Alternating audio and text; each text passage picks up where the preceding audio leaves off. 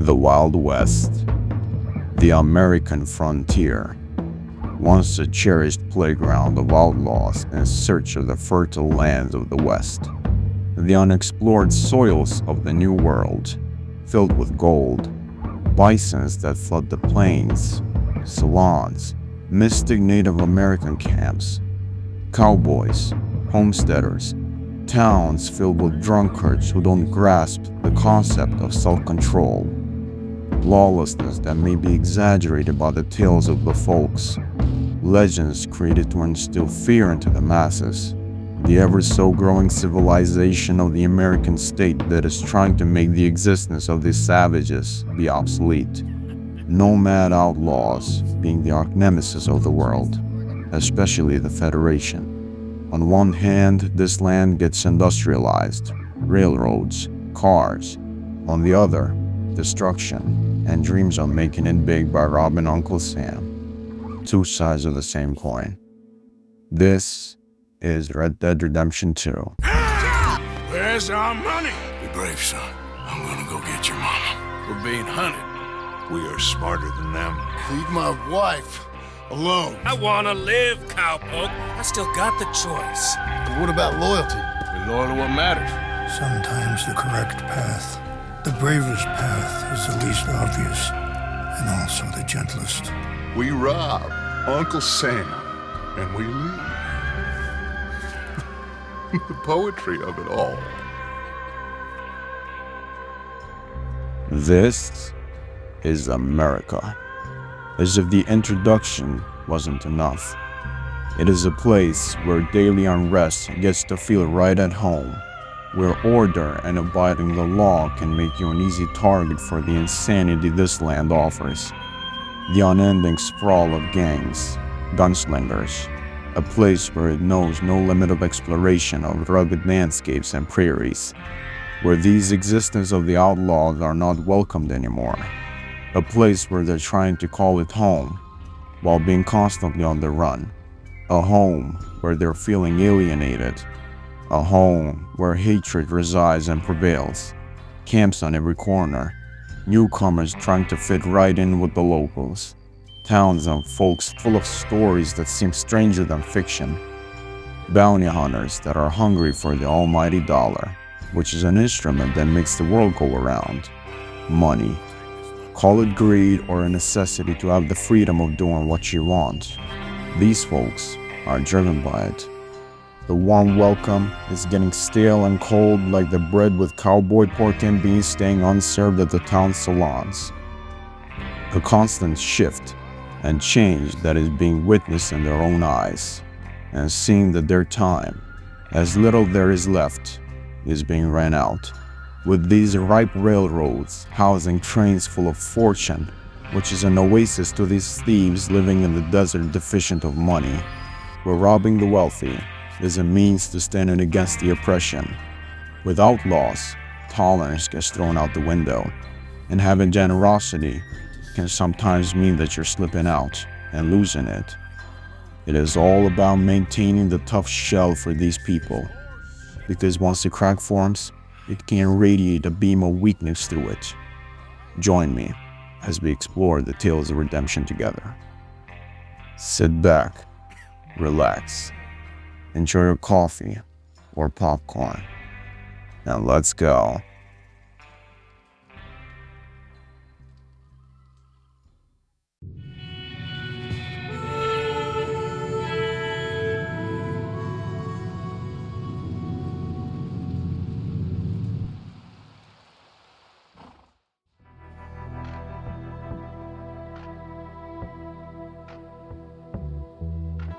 No matter how good and pure-hearted our intentions may be, we are all bad in someone's story.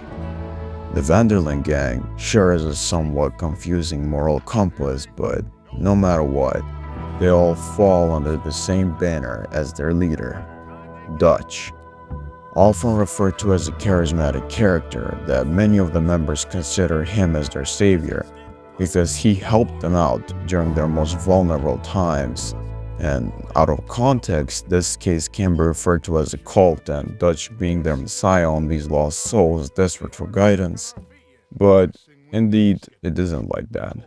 The Vanderlyn gang have a strict moral code of how they despise the growing civilization that is eating and engulfing these last remainders of the frontier, and the range of days where the land remains untamed is numbered. The promise of this great nation, men created equal, liberty and justice for all, doesn't seem to be the practice that the nation is preaching, which is why they rebel, pushing anarchist ideologies and standing up against the hypocrisy. The gang swears by the oath of protecting the weak, ripping off those who do harm to the general masses and the greedy ones in power. But there is one character where is a bit more self-aware than the rest: Arthur Morgan. Being Dutch's protege, he swears by his static loyalty to the gang, especially Dutch and Hosea. Hosea, being the second in command to Dutch, is a very interesting character, and he is the more wise and calm, and is the one who stands up to Dutch whenever his hot-headedness comes into play. But we'll talk about them more later. Now, Hosea and Dutch are wingmen of Arthur. They made the man who Arthur is today by educating him, teaching him how to survive, and standing against the harshness of the world that may one day strike back. And for Arthur Morgan, it is a daily habit. A delinquent since a little boy, having no choice in that, it is no wonder why Arthur became a fiercely loyal and a very important member of the gang, owing his life to it. Arthur is a man of conflicting thoughts, struggling to navigate the world by keeping his morals balanced. Because being the predator in a world full of prey may be easy, but the cost is your soul and inner peace. Although a world of harsh experiences, gathering up wisdom and shaping your character, may make you wiser and more gentle, or you'll end up with hatred in your heart, taking pleasure in seeing the world burn. It is a double-edged sword. The life of outlaws is a dying game. They feel out of place. They don't feel at home. They don't feel like they belong. They feel like they are passengers with a captain trying to steer a sinking ship. In a life where it doesn't guarantee security, longevity, and the golden days being put behind them at this point, there is a point in your life when you begin to question yourself, your ideologies, your beliefs, your decisions, what has brought you into this point, whether it is because you have inner revelations, witnessing an inevitable change happening right in your eyes, realizing that something isn't what it portrayed to be. No matter what in life, it cannot last long if it is built on a foundation of lies. Here for us. I doubt that. No, you're just doubting me. I would never doubt you, Dutch. You always said revenge is a luxury we can't afford. This is the right call, Arthur.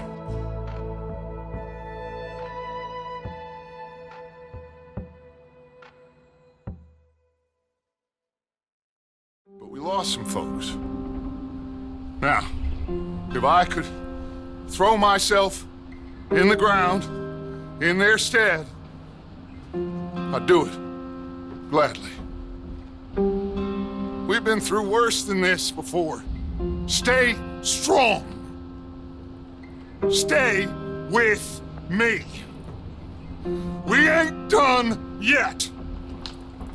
After a failed robbery, the Vanderlyn gang find themselves running from the law. Like the outlaws had aimed to go west of Uncle Sam, but because of the mistakes they made, they had to flee from the Pinkertons in a mountainous area with a lot of snow, harsh weather, the cost of some of their accomplices' lives, and unknown whereabouts about some of the others. With a lot of grievances on their hands, Arthur finds an old abandoned mining town within these snowy mountains, and the gang make themselves at bay, while the others mourn the losses at their hands and make themselves warm. Arthur and Dutch scout the area for any other members. because the blizzard is way too unforgiving for now. As the pair search round and about, they come across Micah, the loose cannon of the gang. Even loose cannon is too small of a description to describe him. The three of them stumble across this homestead, which is raided by the O'Driscolls, the rival gang of the Vanderlands. If Dutch's gang seems more normal based on the moral compass scale, the O'Driscolls surely don't. As Arthur, Dutch, and Micah scout the homestead after getting rid of the raiders, they find a spooked woman. Dutch and Arthur comfort the woman, as then she says that the O'Driscolls had turned her into a widow, and all four of them go back to camp. What I love about the Vanderland gang is, even though there are some of the hot-headedness as goes with the outlaw lifestyle, but Dutch, Hosea, and Arthur have this trait where if they see if something or someone harmless, powerless, and in a vulnerable state, they help them in any way they can, which is very interesting to me. Although they are far from good people, but they find this balance and abiding to their moral code. I know a lot of people also kind of dislike this part of the game as it feels like it begins too slow, and I agree, as on my first playthrough I felt the same, but it is on the other playthroughs that you get to appreciate the snow-covered Calder. This chapter perfectly captures the feeling of outlaws in the late 19th century, as it is the end of an era, and you feel totally isolated from civilization. And I love how the ambiance and the atmosphere feels in this part of the game.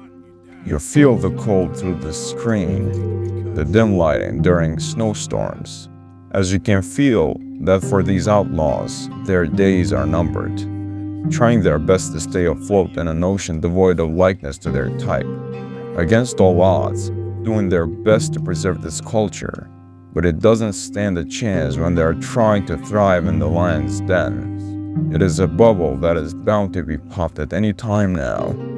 The loss of some of the members, leaving the gang in shambles, being on the run, low on money, food, supplies.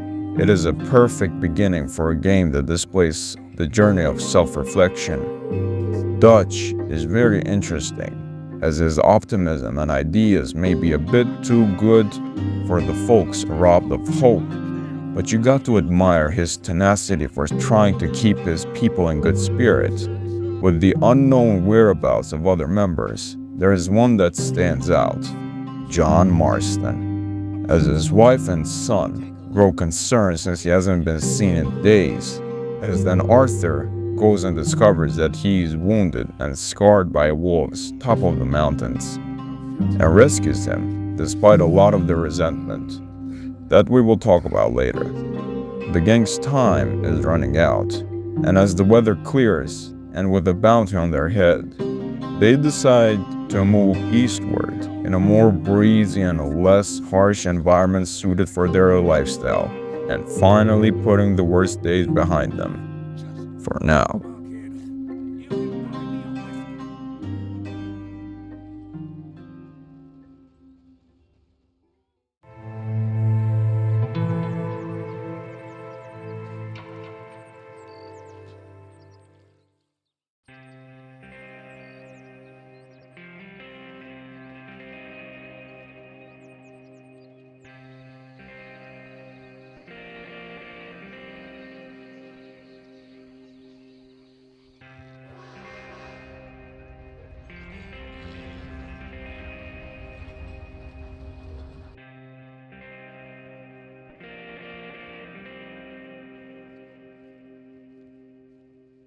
If you can survive the darkness, there's always a light at the end of the tunnel. And for the Vanderland gang, it sure did.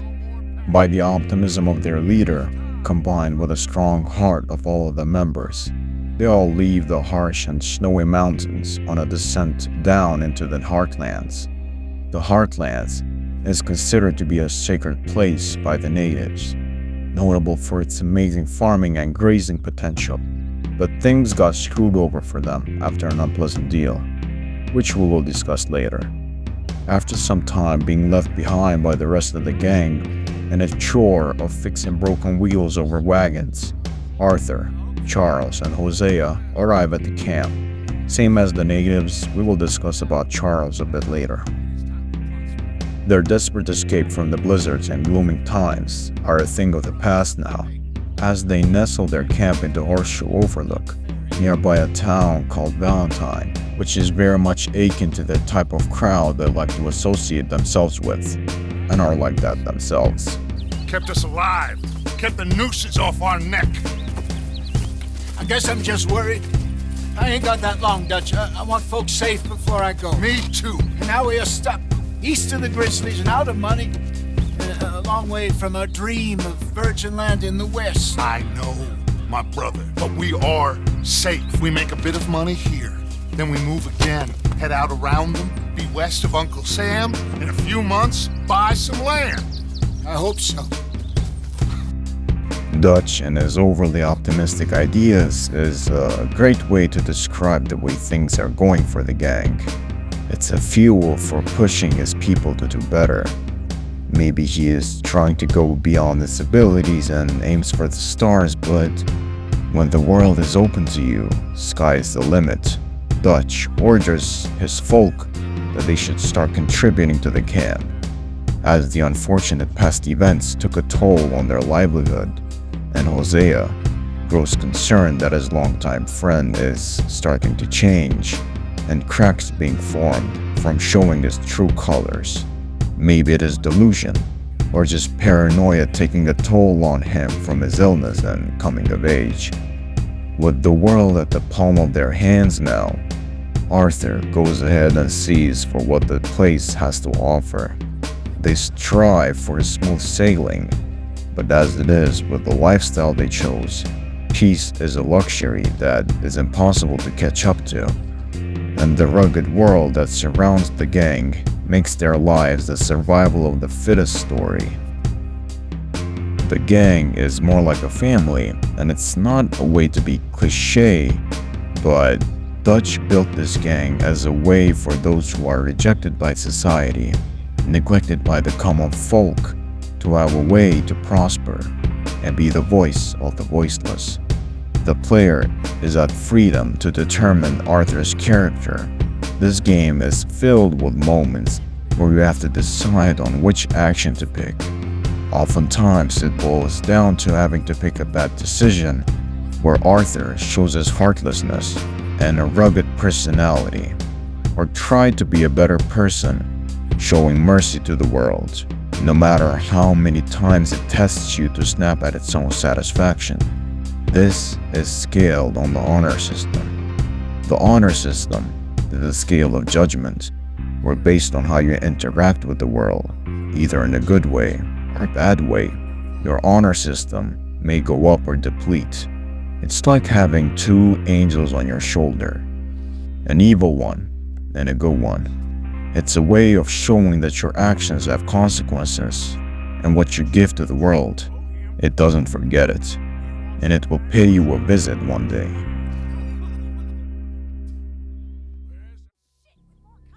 As the gang try their best to fit in with the crowd of Valentine, they are eager to explore what the townsfolk of this area have in store.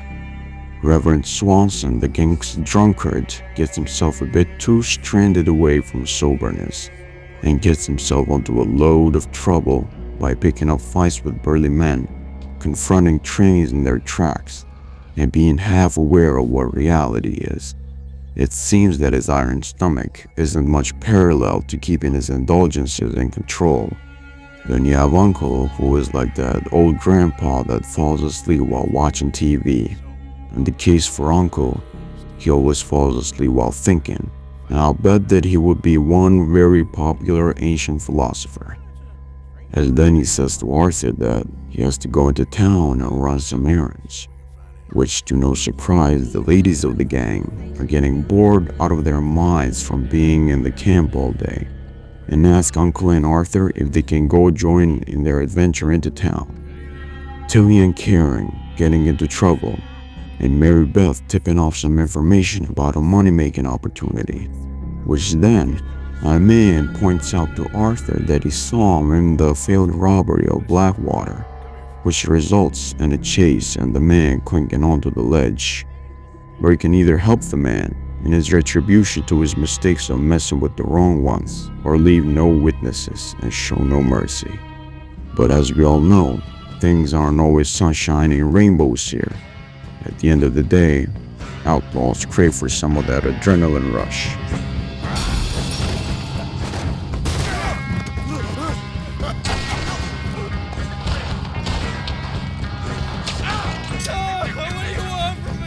Well, you are gonna talk. You're a great man, Arthur Morgan. Come on, Arthur, get out of there! Come on! Ride!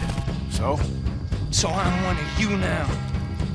After the gang settles in the new camp, Arthur goes to the local saloon to catch up with Javier and Charles, which are having drinks. While waiting on their fourth party, Bill, a fight breaks out and the whole place engages into a brawl, which results in Arthur winning. After the victory, Dutch joins up with Josiah Trelawney, which was looking for the gang since the failed robbery, and tells us the whereabouts of Sean Maguire, which went missing in Blackwater, and all four of them go and rescue Sean back from bounty hunters. Back in Snowy Coulter, Arthur had managed to capture a member of the O'Driscolls named Kieran, and now he is being held hostage until he coughs up some information and whereabouts about the leader of the O'Driscolls. Call him. Bill, John, Arthur, alongside Kieran go to their camp after almost becoming a eunuch, and they decide to make a social call. Eventually, Colum escapes and Kieran saves Arthur's life, which results in him joining the Vanderlands. After some time of not hearing from Micah, which she was sent by Dutch to scout ahead in case of upcoming threats while they were descending the mountains, we get news from Lenny as how he got captured in the town of Strawberry, which resulted in Micah being thrown in prison and almost being hanged. But Arthur doesn't always happen to be on the same page as Micah, so they head to the local bar in Valentine and have some drinks, because even outlaws need some rest. This is, in my opinion, one of the best scenes in the game, as it's so memorable and funny, and it never gets old. After some time, the loan shark of the gang, Leopold Strauss, has Arthur go pick up a debt from a man called Thomas Downs. As Arthur catches him in his yard, working on the farm, he seems to be a bit unwell, with heavy coughing and a weak physique, but Arthur still has to get the money somehow, so he threatens him. This is one of the moments where you feel a deep sense of guilt, beating a man who is very underpowered and out of the league. It feels like it's a one-way ticket to a deep remorse. Not to neglect Micah, Arthur goes after him and rescues him after a massive shootout in the town, and then Micah decides to head back later to the camp. While in the camp, Abigail, John's spouse, asks Arthur a favor to take her son out, Jack, for fishing as he seems a bit upset, to which Arthur, being the good uncle to Jack, he teaches him how to catch fishes. While enjoying their time, Arthur is approached by the Pinkertons, Agent Milton, and asks information about Dutch in exchange to his freedom and life, to which they spare Arthur, and then he rushes to Dutch to tell about what's happened, and Dutch, being paranoid, says to the gang that they have to relocate the camp nearby a lake to shake off the heat. Horseshoe Overlook is a place of transition, a calm before a storm for what awaits for the gang.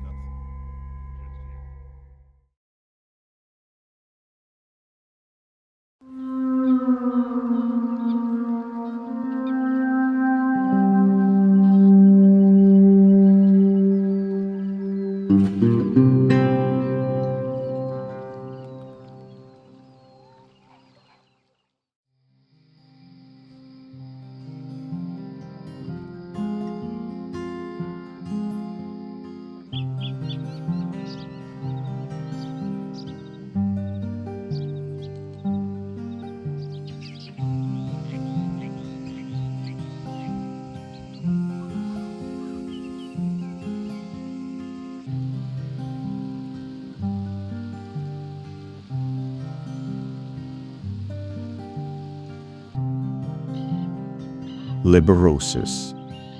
It's a childlike feeling, longing to experience the joys of life without having to be burdened by its cares. A desire to care less about what life throws in your way, responsibilities, obstacles, loosening the grip and letting go. As there's a saying, we live in our heads more than in reality, so make sure your mind is a welcoming home whenever you revisit it.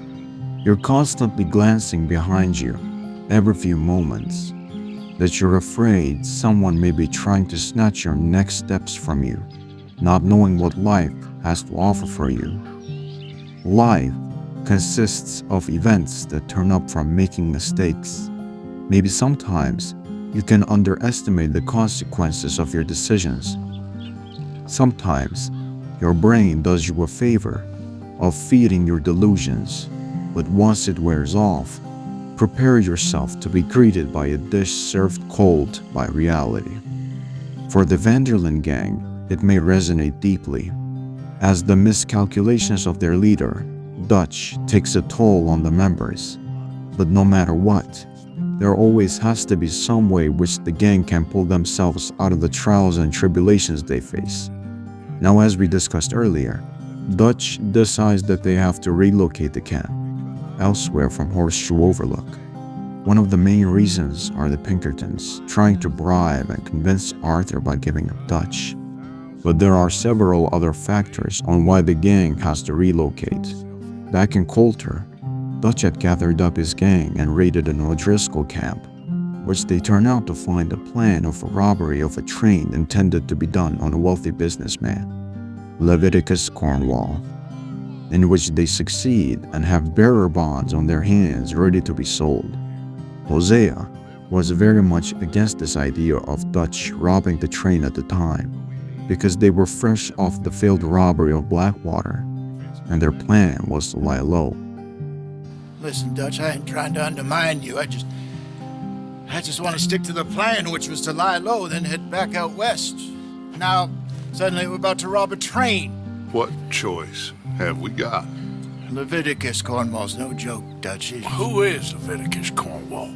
He's a big railway magnate, sugar dealer, oil man. Well, how good for him. Sounds like he has more than enough to share. Dutch! Gentlemen, it is time to make something of ourselves. Get your horses ready. We have a train to rob. The optimism that Dutch had for the gang is slowly starting to wear off.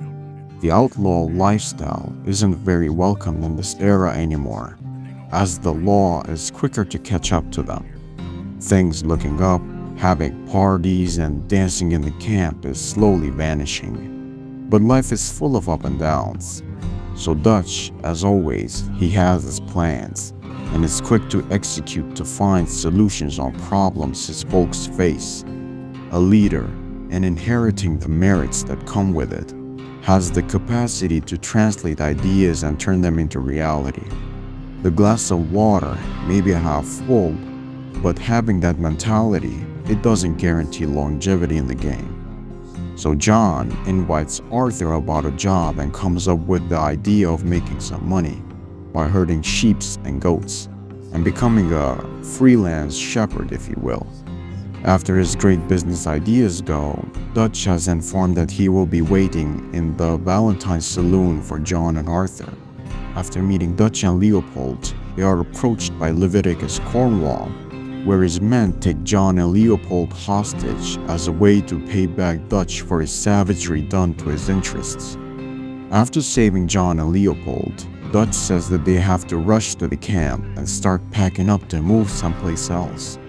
After Arthur has to fight his way out of the town and the gang earning the wanted dead or alive bounty in Valentine also, he escapes and rushes to the camp.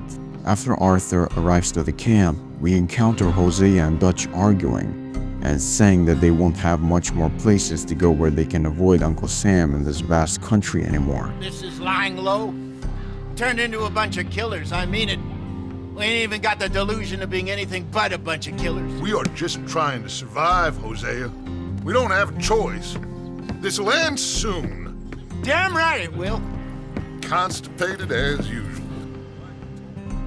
After that brief encounter, Dutch decides that they should go to a place called Dewberry Creek to lie low, which is a dried up riverbed where Arthur and Charles go to scout the place, but find a German woman and her kids holding a weapon. Towards them, one of the kids explained that their father has been taken. Charles, alongside Arthur, go to save the man in a place called Clemens Point, nearby the dried riverbed. After saving the man, Charles suggests that this place is a better camping spot than the ones where they originally wanted to set it up. Arthur takes the German man back to his family, and then the gang set up the place here, to which Dutch takes a great liking to. Clemens Point is nearby a town called Rhodes, which Dutch says that this place will be their salvation, where they can breathe and take it one step at a time.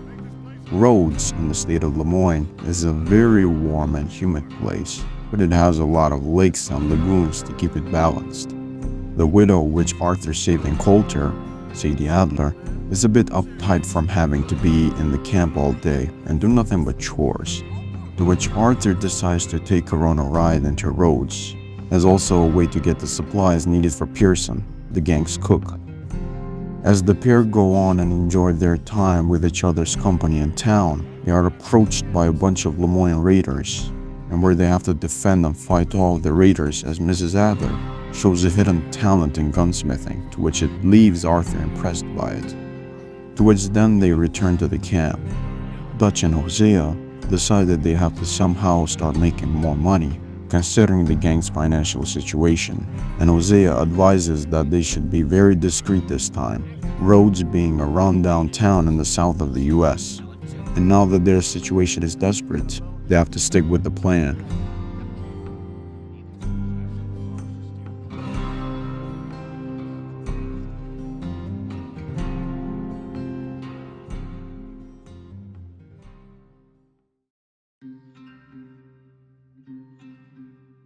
Dutch and Hosea soon learn that the state of Lemoyne and Rhodes have a nation feud between two families, the Grays and the Braithwaites. The plan is to take this dispute to their advantage, try to play both sides on the families till they can strike and hit them hard in two ways. We first learn about this family dispute by one of the Grays' family members, Beau Gray, which he describes himself as the black sheep of his family, as the Grays have wanted to arrange marriage for Beau with one of his cousins, but he has fallen in love with a Braithwaite woman, Penelope. As we learn that these two families have been at each other's heads for a while now, the blood feud goes over because both of these families accuse each other of stealing one another's treasure.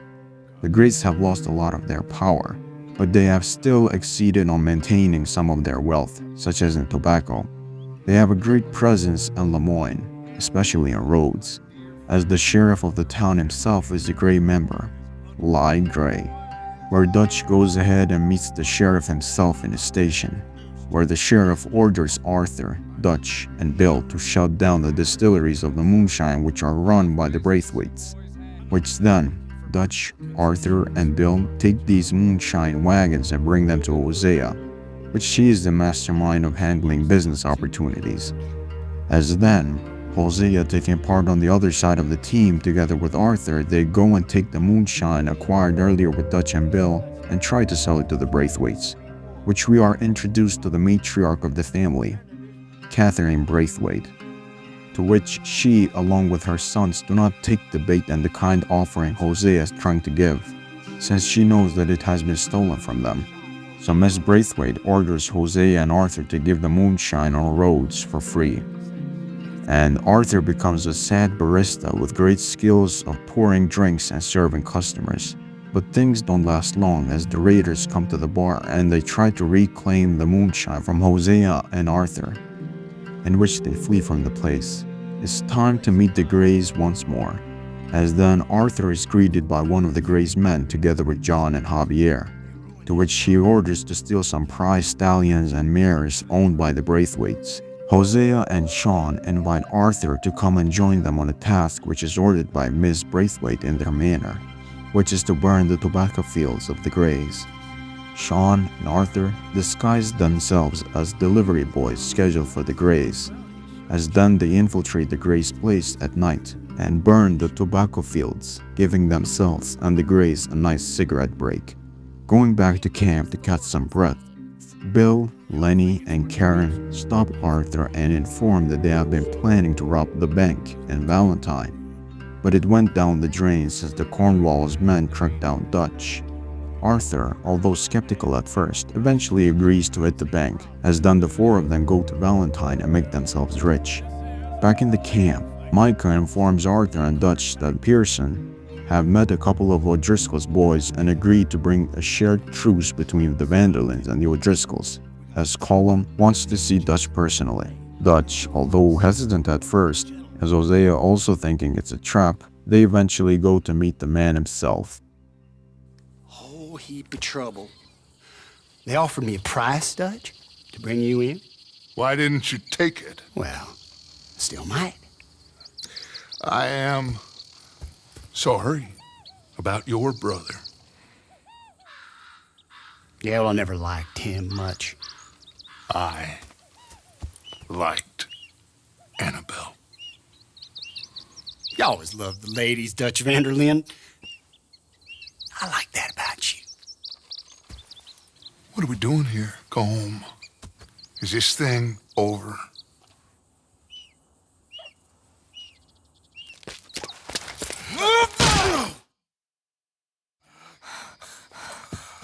Arthur! Arthur? Arthur.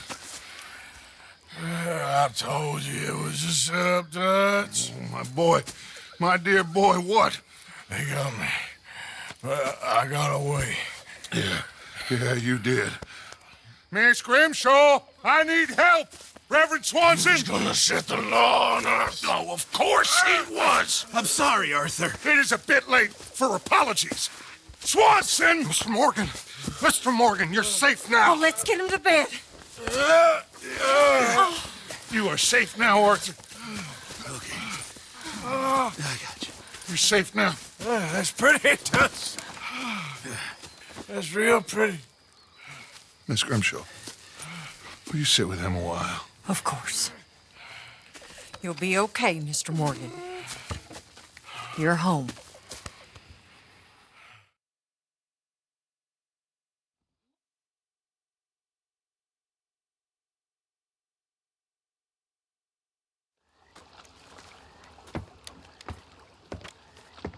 I thought I'd be burying you, Mr. Morgan. Well, not quite yet, Reverend. Good. How you feeling? Oh, about the same as you. I'm sorry to hear that.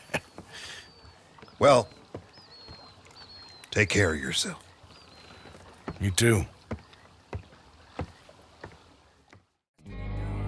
As always, your intuition and Hosea don't lie, as it was a setup from Colum to lure Dutch onto their camp if they were to attempt to save Arthur, to which they never do, which is something I find very odd, and Arthur escapes Colum himself and heads home safely. After a few weeks of recovery, Bill, Sean, and Micah say that the Greys are offering the four of them a job in which they have to meet in Rhodes, to which Arthur and Sean get very suspicious as to why the Greys would want this after they caused a lot of problems to them, to which unsurprisingly, it's an ambush, where Sean gets killed, Bill gets injured in the shoulder, while Arthur and Micah have to shoot half of the town in order to survive. Bill gets captured by the sheriff, to which Micah and Arthur have to rescue him as the both of them end up saving Bill. After all of this mess, Arthur is very angry unsurprisingly as to how inept Micah's and Bill's decisions were. He was like an annoying little brother to me. What fun we had riding together. What a goddamn mess we are making of things. Without even having time to grasp the loss of Sean, as Arthur heads back to camp, Abigail is distressed as Jack went missing. Hosea figures out that the Braithwaites have taken Jack, so Dutch, being very furious with the situation, gathers up the whole gang except for Kieran and Micah as they are guarding the camp, and they head out to their manor, where they are confronted by the Braithwaite boys. The Braithwaites try to justify their actions as to they took Jack as a means of revenge on the Vanderlins for messing with them. John, being the father of Jack, he gets to show his determination of fatherhood, as prior to this, he was pretty much a deadbeat father and neglecting his son as much as possible. So Dutch is trying to find a common ground for the Braithwaites to give Jack back, to which they refuse and get to show the wrath of this gang's power, where they raid the manor and getting rid of the Braithwaites. But before finishing them off completely, Dutch, Arthur, Hosea, and John head to the house to find Catherine and ask about the whereabouts of Jack, to which they lure her out of the house, and she tells that her sons gave Jack to an Italian crime lord called Angelo Bronte, which he resides in the city of Saint-Denis. So the gang leaves the manor after they get information on where Jack is and burn the Braithwaite house down. In the morning, Dutch, Hosea, John, and Arthur are discussing about how they should get Jack back, to which they are interrupted by a visit by the Pinkertons.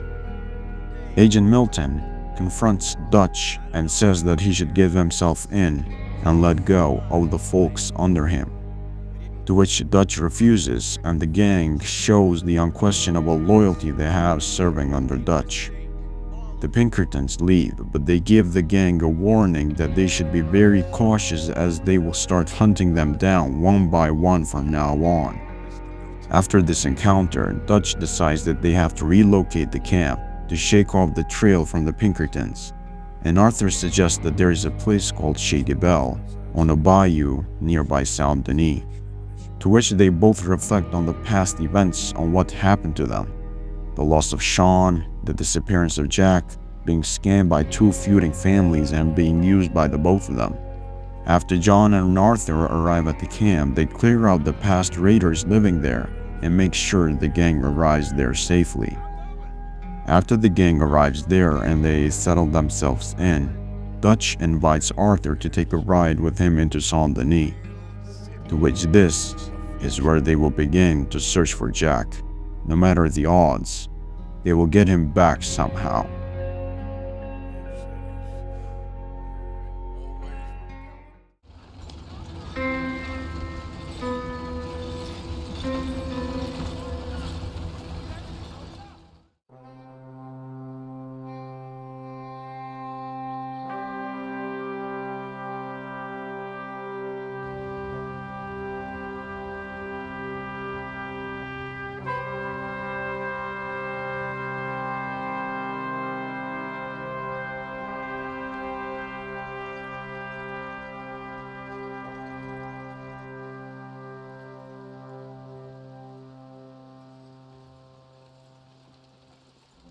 When you have something that you feel so repellent on, there comes a time where you have to eventually face it.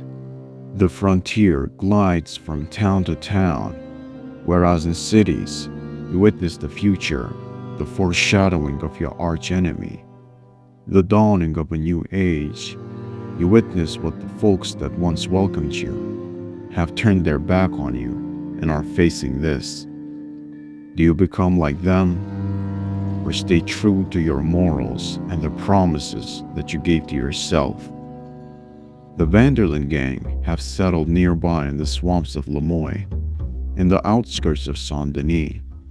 After the devastating events that happened within the blinks of their eyes, Dutch goes to the city along with Arthur to find the whereabouts of Jack and Angelo Bronte. They have tensions, the law catching up to them very fast, as they have to put an ocean of emptiness between them and their problems, and figure out an escape route where they won't be bothered anymore. Arthur goes ahead and tries to find any information regarding this Angelo Bronte guy, as then he heads to the saloon of the city to see if he can succeed in his inquiries. There we encounter Dutch, as he had already tried to get information from the saloons, to which it's nothing of luck. As then when Arthur tries it, the bartender says that he should leave it, most likely because Angelo is not a man to be messed with. But of course, these country folks don't see anything beyond the surface of deep water. So then Arthur leaves the saloon, but a drunk guy who overheard the conversation says that the delinquent kids know where Bronte is. As then Arthur goes to one of the alleys in the city and finds some kids gone astray of leading a good path, and then asks them. As one of the kids steal Arthur's satchel, as then it leads to a long chase to which Arthur eventually corners the kid, and then they give the whereabouts of where Bronte resides, to which then Dutch, Arthur, and John all head out to Bronte's residence and visit him.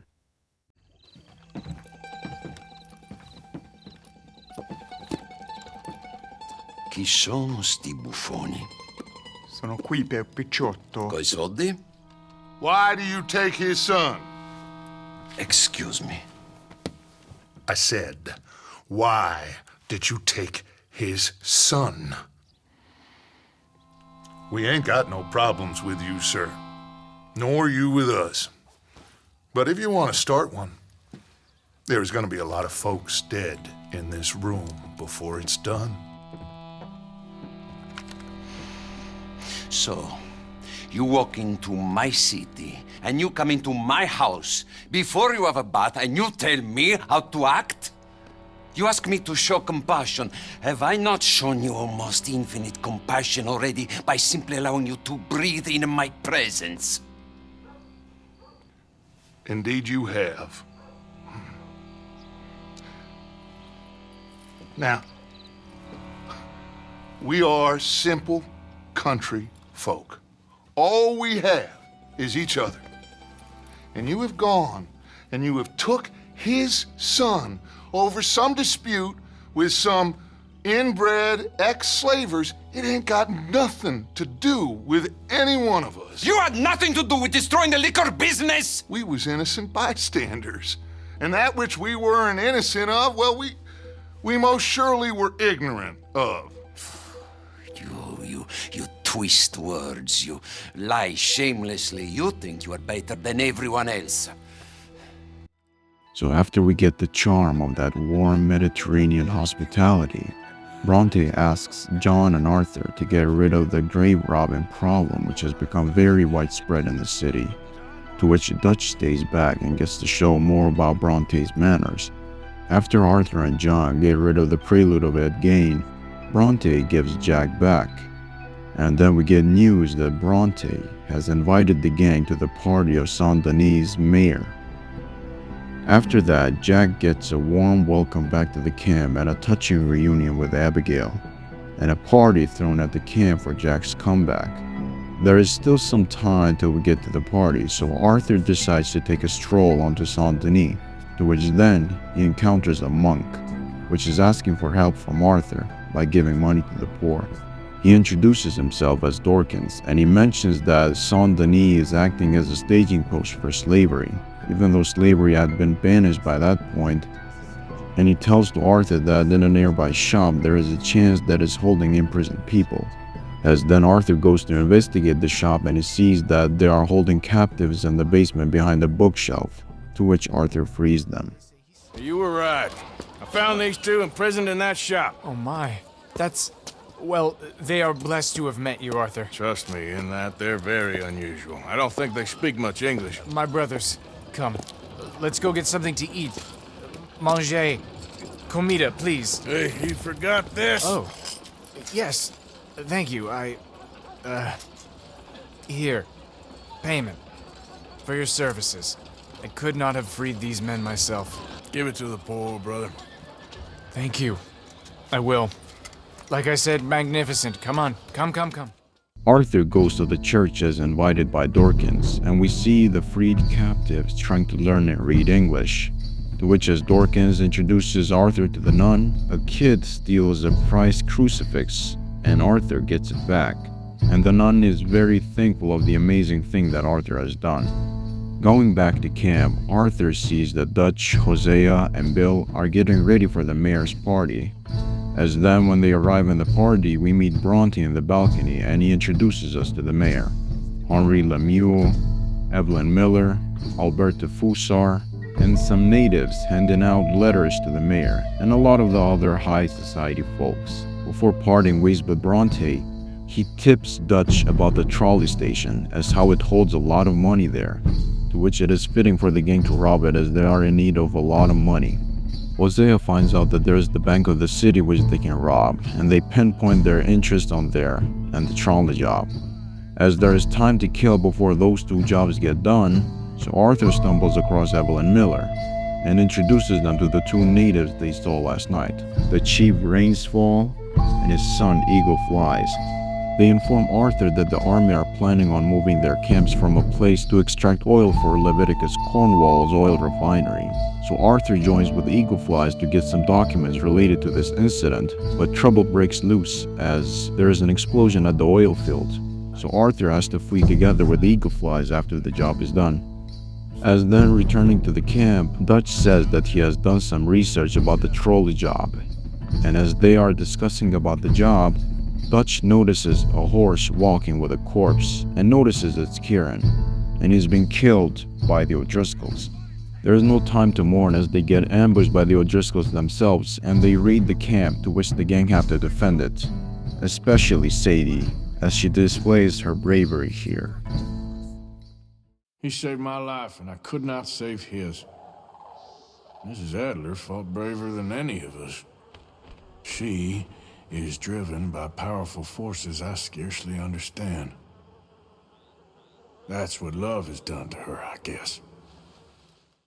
After that incident, Dutch says that they have to get moving and be done with the jobs, as then he says that it's time to hit the trolley station. After we arrive there, Dutch and Lenny are waiting for Arthur, and Dutch mentions that he has come up with an escape plan, as he mentions that they need money for a boat to be taken offshore, and the gang to leave the country to go to Australia or Tahiti. As Dutch is sharing his plans to Lenny and Arthur, they go and rob the place, to which in great disappointment, Bronte is not a man of his word, and he has set them up. Which the trolley station has barely any money on it, but sure has a lot of lawmen guarding it. To which all three of them flee and have to escape the city, which they get on a trolley, and they seem to be holding on pretty well, till the thing loses control and they crash. And it leaves them trying to escape on foot, finding their way out of the city, gunning down lawmen. To which they hop on a wagon and leave the place, getting their hard-earned freedom from a risk not worth taking. So they bet that the bank will have sufficient money to fund the plans Dutch is supposed to take. Back at the camp, Dutch and Hosea are arguing whether they should go after Bronte, because Dutch thinks that Bronte is protecting the bank that they want to rob, and Bronte is standing as the last obstacle before they can go harvest mangoes in Tahiti. To which Hosea thinks it's a bad idea, and Hosea thinking it's another one of those revenge schemes plotted by Dutch. We need to put him out of commission. I disagree. There's always an easier way. There ain't no easier way. Now, I know his type. He is a vindictive little power broker who rules by fear. Now, we pull that stunt in his cesspit of a town, we're doomed. You want to leave this place? Leave this country? We need that money. Just don't feel good, Dutch. This is it. This is the last job that we are ever going to pull. Before the year is out, we are going to be harvesting mangoes in Tahiti. Farmers. But we need seed capital, and we need to leave. You know it. I know it. Forgive me if I can't think too much about the mango harvest. This is it. Trust me. Arthur. If it's business, well, business is business. Angelo Bronte stands between us and our future. You'll damn us all. Arthur, come on. You better be right about this one. So after Arthur agrees with Dutch's decision, although with a slight hint of doubt, they acquire a boat, to which they will be arriving offshore into Bronte's house, and they get the boat from a local fisherman in the bayous, to which then Dutch gathers up the gang and they start heading to a pier nearby Bronte's house. I'm sorry I wasted my life trying to teach you boys. Love you though I do. Well, leaving love aside, you think we got this? Don't you never leave love aside, Arthur. It's all we got. After they arrive, all hell starts to break loose on Bronte's house, displaying the old and the new age of criminals against each other. John and Arthur storm the building, and Bronte tries to defend himself, but his weapon gets jammed, to which he gets knocked unconscious, and Arthur gets him back to the boat. But it isn't that easy, since lawmen have arrived and are willing to take the gang in jail. After escaping the law and bringing Bronte to the boat, they start heading back to the bayou. After some time, Bronte wakes up, to which he starts calling Dutch out and getting into a very heated argument with him. And the gang witness a part of Dutch which they have never seen before, and it leaves them very surprised. All your men, all your money. It weren't no match for a bunch of bumpkins. You are nothing. You do nothing, you mean nothing, you stand for nothing. Me, I run a city. And when the law catch up to you, you will die like nothing. I am this country. You are what people are running from. I possess things that you will never understand. You don't even possess your own men. $1,000 to the man who kills him and sets me free. What are you gonna say now? They are even bigger fools than you. No doubt. The law will find you. Already, the dogs are on the way. Oh, yeah. Oh, you're right. You are so right. They are good at smelling filth, huh? So filth has got to be disposed of. Your friends, the Pinkertons, are gonna come and rescue you. You repulsive little maggot.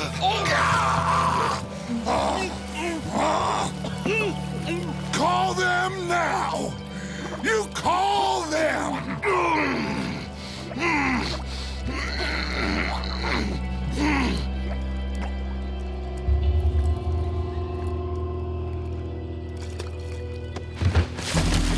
Jesus. Part of your philosophy books cover feeding a fella to a goddamn alligator, Dutch. The part that covers weakness. That part. I don't know. Well, I do. It ain't nice. I know it. But it is us or him. It is truly such an abrupt moment, as it is so out of character for Dutch to behave like this. He always finds a way to not get to this point, which is to behave cold-hearted, in which we see that Arthur and John look in disgust and in disbelief to Dutch. After Dutch feeds snakes to alligators, it is time to hit the Saint-Denis bank to find their escape from Uncle Sam. And this is gonna be the last job that the Vanderlyn gang will ever hit. Their final score before their eternal freedom and peace. We find Dutch and Hosea discussing the security, the lawmen patrolling, and escape routes. Hosea and Abigail will be causing a diversion to distract the law when the rest of the crew will be looting the bank. After they arrive in the city, the crew wait on Abigail and Hosea to cause a diversion so that the police will be focusing on them, while the rest going quiet and calm, and take everything they can. After we see the artistry of Hosea, the crew go in, Charles, Micah, and Bill controlling the crowd, Dutch and Arthur looting the place, while Lenny, John, and Javier secure the exits. As the score seems to be going to plan, we hear John shouting they got trouble, and that the law is waiting for them, to which we see that the Pinkertons, Agent Milton and his men, have surrounded the bank, and have Hosea in their crosshair. Dutch! Get out here! Get out here now! Someone must have squealed. Never should have gone after Bronte, Dutch. Mr. Milton, let my friend go. Or folks, they are gonna get shot unnecessarily. Your friend? Why would I do that? Come on, Milton. It's over. No more bargains. No more deals. Mr. Milton, this is America. You can always cut a deal. I've given you enough chances. Come on!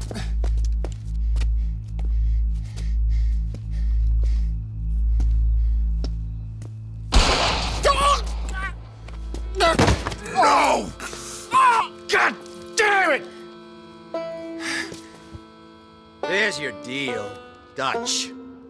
Hosea. The scene speaks for itself. Dutch completely out of touch from what happened.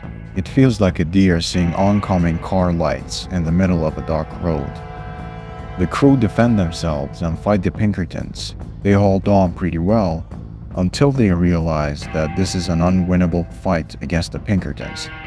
So Arthur plants dynamite in the bank's walls as an escape route, to which they escape by the building rooftops. As they're escaping, Dutch informs Arthur that John got captured and arrested, which they don't have time to dwell on the situation because they will be next in line. So Arthur and Lenny go to figure out an escape route, to which we witness this.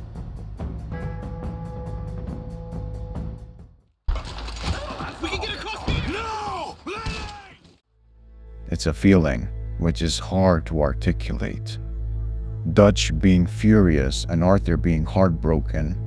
He says that they cannot stop right now and that they have to keep on moving, to which then Dutch finds a building where they can hide.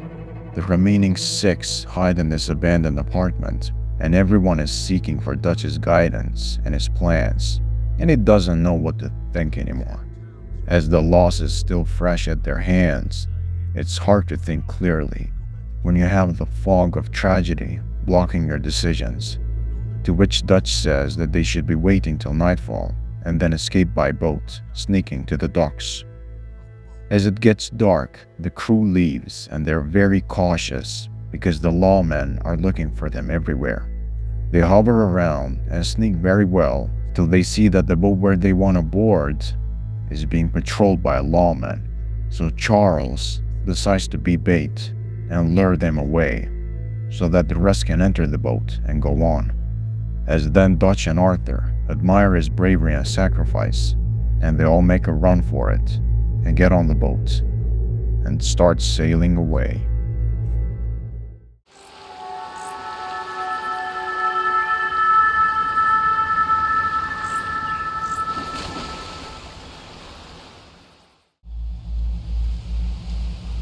What now? Well, at least we got some gold. I'm sure. This boat ain't going to Tahiti by any chance. I don't know. John, Lenny, Hosea, that wasn't good. I know. So what we gonna do now? Guess I'm gonna introduce myself to the captain, give him some of this gold to secure his silence, and find out where we're heading. How do I look? Like a shifty, no-good killer on the run from the law. Ain't that the truth? Excuse me, sir. Hey, who are you? Forgive me, a stowaway. Can I see the captain, please? I come in peace.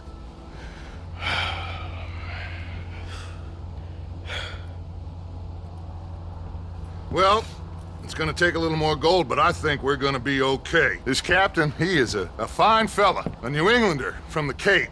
The rest of the ship is Frenchmen. They're heading down to the islands, taking some Pennsylvania coal. Now, apparently, we're gonna be able to slip ashore in northern Cuba in a couple of days. That's so. Apparently.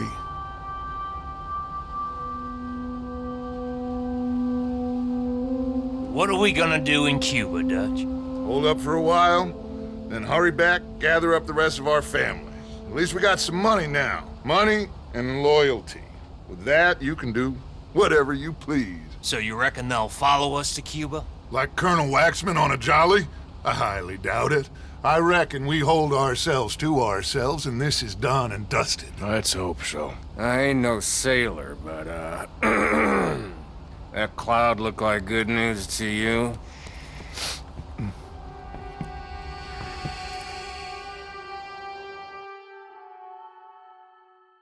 Wake up!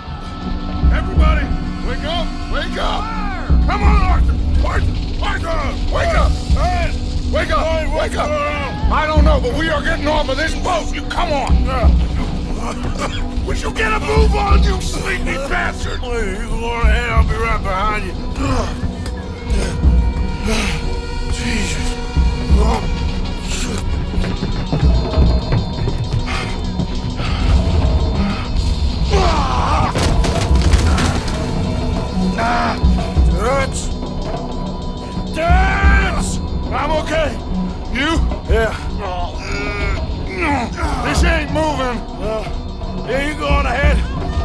try and find another way? Oh, God damn it!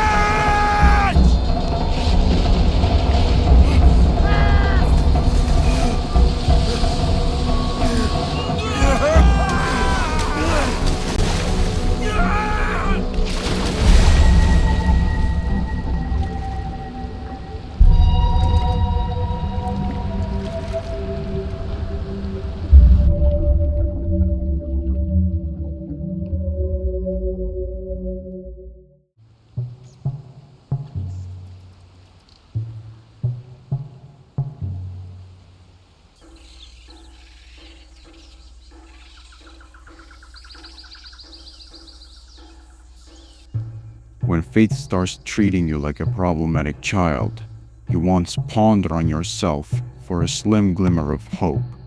But as you cling on to that thought, you see life derailing you from your initial plans. As the remaining gang which boarded the boat get greeted by a terrible fate, as the boat sinks because of unpredictable storms. If it couldn't have gone any worse, Dutch wakes up the remainders, but Arthur can't catch up because some crates block his way on the way out, to which Arthur jumps to the unknown ocean, and as a miracle, he is washed off ashore, and Arthur wakes up in a tropical island, but feels very dizzy and weak to no surprise. To which, as he is exploring this unknown island, he stumbles across a camp, and notices it's Dutch, Bill, Javier, and Micah. They are amazed by the return of Arthur. Dutch explains to Arthur that they are on the island of Guarma, which is east of Cuba.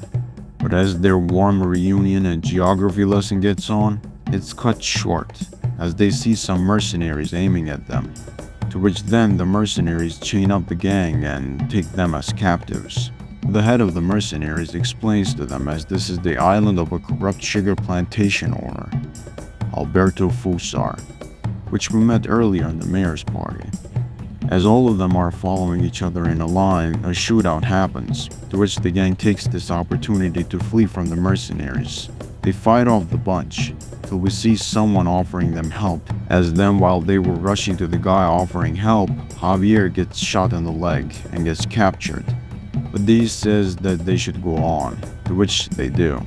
After they fight off and lose the remaining mercenaries, their guardian angel introduces himself as Hercule Fontaine, a Haitian who is in charge of the guerrilla rebels standing against Fusar's regime, to which then Hercule offers them help by giving them shelter and will offer a boat out from Guarma, but only when they will help him out in return also.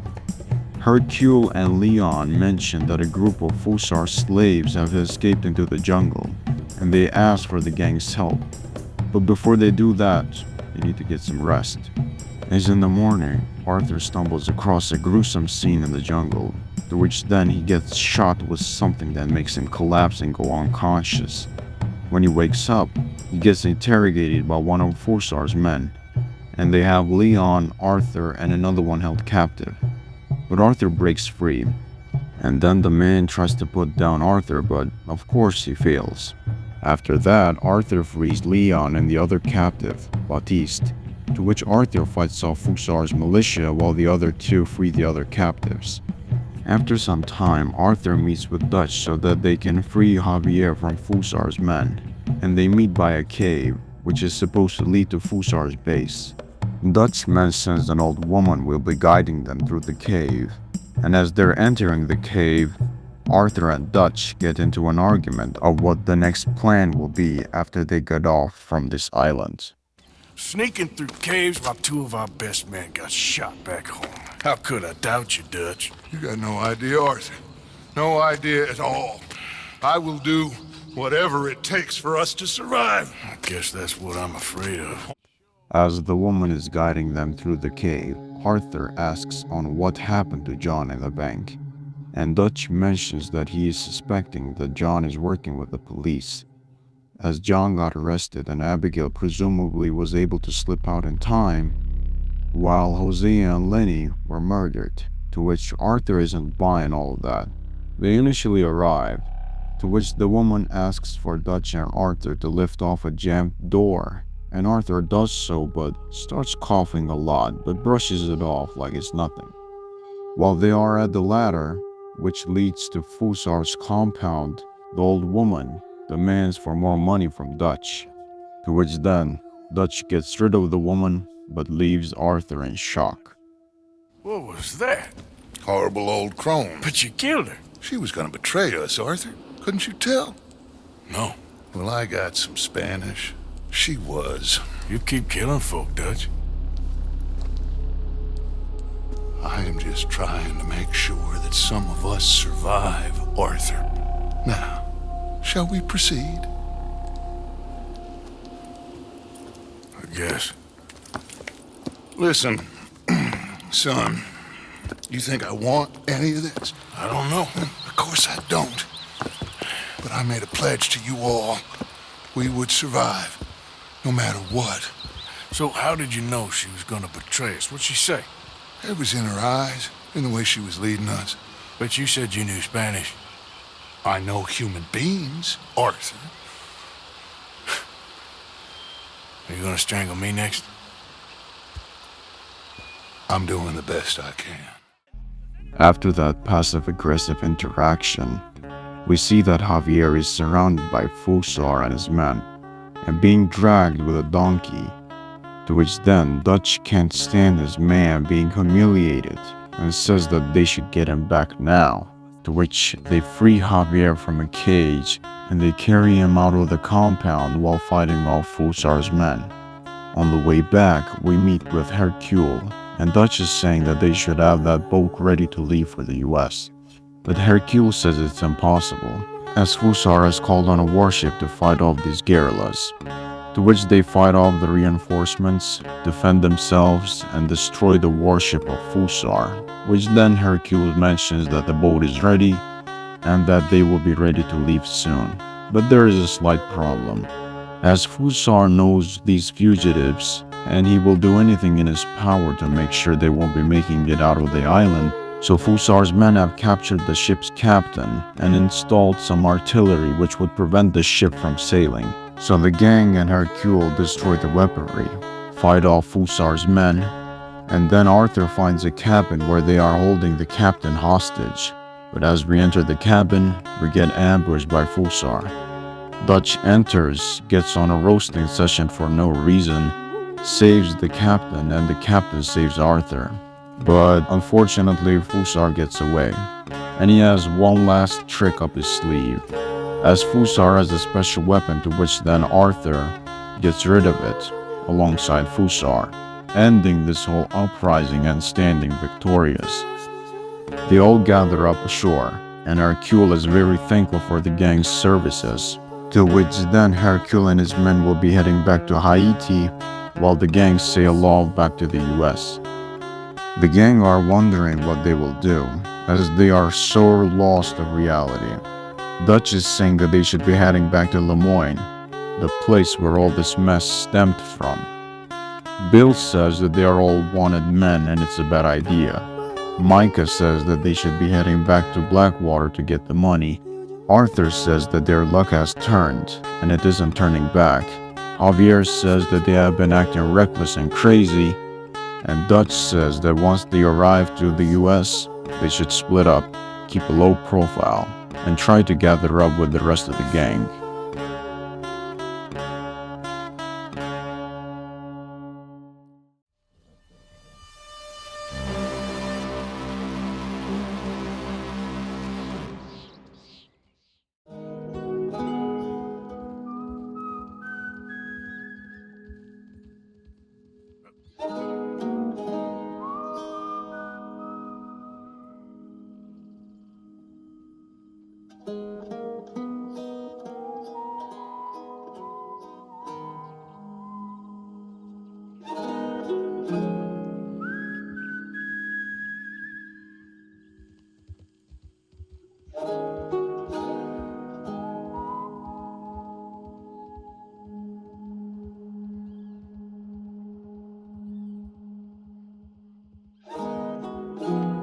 Arthur eventually arrives back to the US, and Dutch has instructed Arthur to go back to the gang's last known camp in Shady Belle. But there are no signs of the gang being there, apart from a letter written by Sadie with a strange alias. But before Arthur gets to leave the camp, Pinkertons come by, but he manages to escape without them noticing he's even there. So Arthur starts heading back to a place called La Caille, north of Saint-Denis. And when he arrives there, he is greeted with warmth, as how all of the members have been missing his presence. Eventually, Dutch also arrives, which shocks the gang, and after he gets his cup of coffee, Sadie talks about how she kept the gang afloat and managed to give Hosea and Lenny a proper burial. Abigail goes to mention to Dutch about John being in prison, and there is talk of him being executed. But shortly after that, Pinkertons find them and start attacking the camp, to which they fight it off, and then Dutch comes out and says that they need to start packing up and leave someplace else. Abigail tries her luck again by trying to convince Dutch to break John out of jail, but dismisses it, as he says that it's not the time. So she asks Arthur and Sadie to make it happen, as then Sadie says that she's going to investigate about it. In the morning, we see Dutch playing chess in his head and reflecting on the past moments. I can't help but feel we would have been better running off someplace else. But the game ain't over, Arthur. I mean, I ain't played my final move, but I guess I'm more interested in saving lives than winning at chess. and maybe life ain't such a thing to cling on to so tightly. No doubt. What about the women? You sound like Hosea. I miss him. I asked you a question. What do you think? We can't stay here. That much is obvious. Where are we gonna run to? I mean, they chased us from the west. They chased us over the mountains. They ran us into the sea. Arthur, do you have my back? Always, Dutch. But there's more than your back to worry about.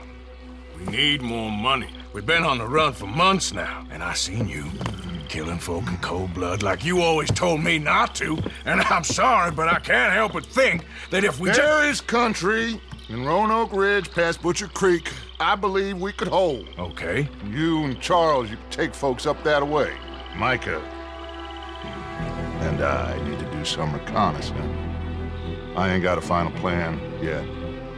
Arthur, I ain't got it. I just need time. I need time and no traitors. Arthur asks Charles that they should go and scout the place, where Dutch has suggested that they should move, Beaver Hollow. Charles mentions that a savage, barbaric gang resides there, called the Murphy Brood, and it's quite dangerous.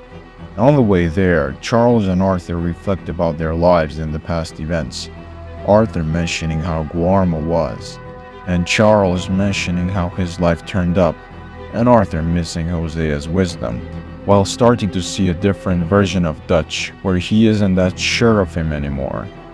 But Charles reassures him, and then they arrive to the place where they clear it out from these savages, and enter a cave where they reside. But they find this scared girl who is in a cage. Arthur reassures her and then takes her back home in Annesburg safely. When arriving back at the camp, Dutch mentions to Arthur that him and Micah have found Cornwall in Annesburg, and that they'll have to go and pay him a visit soon. But as they're discussing things, Molly, who had supposedly went missing for some time, got found by Uncle in Saint-Denis, and she's drunk and isn't so pleased with Dutch's behavior towards her. And then she spills the beans on something which wasn't really expected. Okay. I'll spit in your eye. I did. I told them. I'm sorry. Yeah, I told them and I tell them again. Now I've got God's ear. You told who what? Mr. Milton and Mr. Ross about the bank robbery, and I wanted them to kill you. You did what? I loved you, you goddamn bastard! Go on, shoot me! Crazy. She ain't worth it. You told on me. Oh, you're You not so betrayed big now, me. are you? Why? Calm down. Arthur? She's a fool. Get her out of here. You know the rules. Oh, not so big now. Are we, Your Majesty?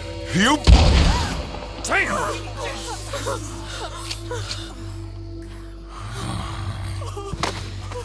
She knew the rules, Arthur.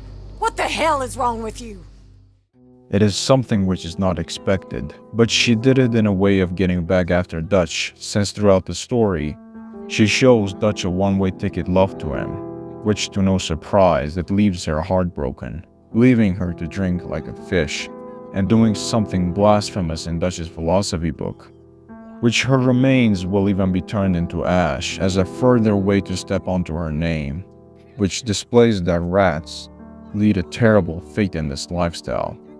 We also see Dutch's freefall to insanity, as we start to see his joy being driven by bloodthirsty intentions. But Sadie informs us that she has found a way to break John out of prison, and tells us to meet at a saloon in Saint-Denis. But as we are on the way there, Arthur starts coughing not so well, and in a very concerning manner, to which he collapses on the floor. Mister, are you okay? Mister, are you okay? Are you okay, mister? Mister, you don't look so good. Let's get you to a doctor.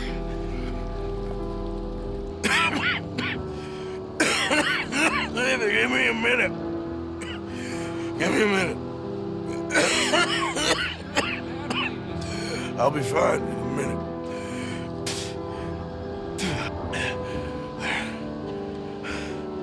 I'm fine. Can I help you? I need a doctor. Now, what's wrong? I mean, what appear to be the symptoms? Well, I think you've heard them. I'm coughing. Is there any blood? Sometimes. Okay, now here. Breathe. Again. Let me see your tongue. Say ah.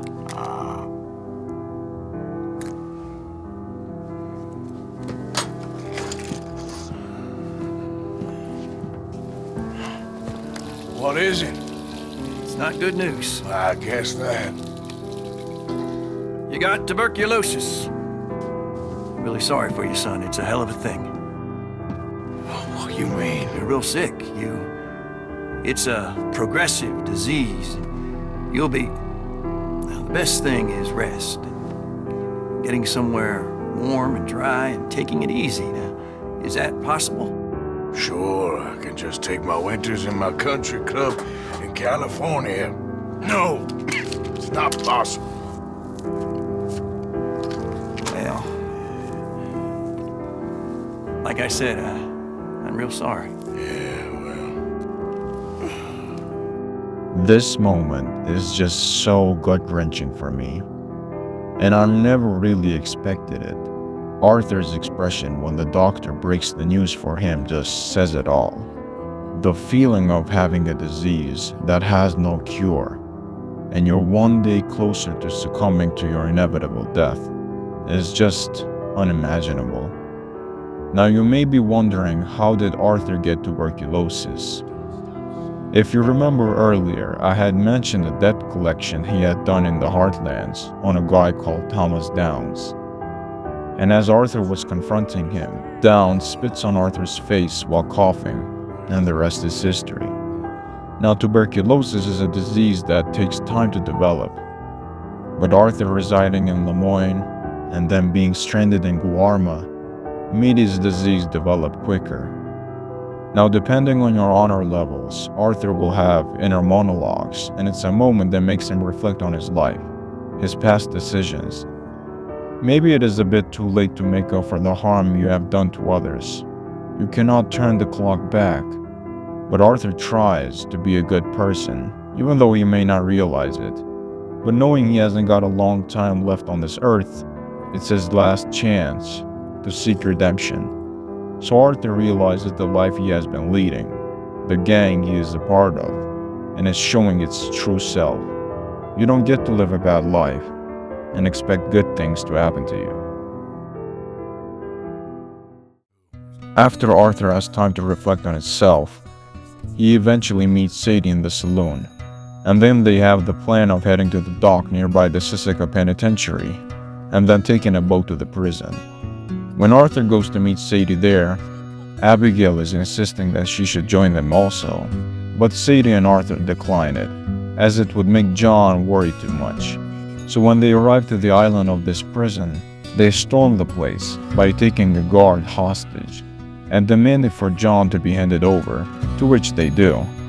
And then they have to make a run from the prison and shoot their way out of there. After getting John back from the prison, they ride out back to the camp, and Arthur talks about all that's happened, and he warns that Dutch may not be happy about John getting out of prison. To which, after the three of them return back to camp, Dutch has this reaction. John! What are you doing here? Good to see you too, partner. I meant I hadn't sent for you yet. I went. But I said that. Yeah, I know what you said. I felt different. Is that so? Yes. And when Spring and John brings the law down on all of us, what then, Arthur? Well, I guess we'll have another fight on our hands. Loyalty, Arthur, it ain't. I had a goddamn plan! John, you are my brother. You are my son. I was coming for you. They was talking of hanging me, Dutch. They was talking.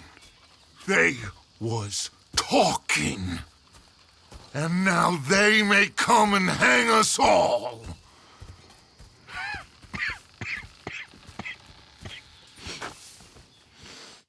It seems that when it came to Micah, who was in the same position as John was, Dutch was more eager to get Micah out of prison than John. Dutch is starting to show that if you feed his ego and not question his ideals, you'll do right by him. Because Micah is a yes man of Dutch, while John uses his common sense and speaks out about Dutch whenever his plans don't seem to be the best choice they have. This was the case with the Saint Denis robbery, where John spoke out that it was a bad idea, as well as in Blackwater, where Dutch and Micah went berserk, and they had gotten rid of some innocent bystanders. Dutch and Micah told Arthur that they have to meet in Annesburg about Cornwall, to which then Micah confronts Arthur suspecting that he may have been followed by the law, to which then Dutch appears and says that they reckon that within the gang there is another informant, to which Arthur dismisses it and saying it's because they got too sloppy and made bad decisions and that they're past their prime now. Dutch mentions that they have to confront Cornwall, but Arthur thinks that this is another one of the revenge plots by Dutch. They arrive at the place where Cornwall is expected to be, and they hide. When Cornwall arrives with his boat, they see that Cornwall is scolding the Pinkertons for the incompetence towards hunting down the Vanderlands. Towards then, the Pinkertons leave, and Cornwall sends his secretary to deliver some papers, and Dutch orders Micah to get after him. As then Dutch confronts Cornwall and goes on a philosophy speech saying how Cornwall is much worse than Dutch, while demanding 10 grand and the boat, to which then Cornwall laughs it off, and Dutch gets rid of Cornwall. Arthur and Dutch have to fight their way out of town, and they find Micah, and the trio flee the town, and Arthur thinks that this was a bad idea, as this will grab more unwanted attention, but Dutch and Micah brush it off as it was a distraction and make a noise. Back at the camp, as Arthur was having a conversation with Swanson, Dutch calls Arthur to talk about his next step on where he will be leading the gang to. New York? We are gonna go to New York. Now, they have been chasing us south and east and west. We're gonna get a boat, we're gonna get on a river, and we're gonna go north. New York. Then Tahiti, the Fiji Islands, or this place, New Guinea, dancing girls, freedom. But first, we have to make a whole lot of smoke, a whole lot of commotion.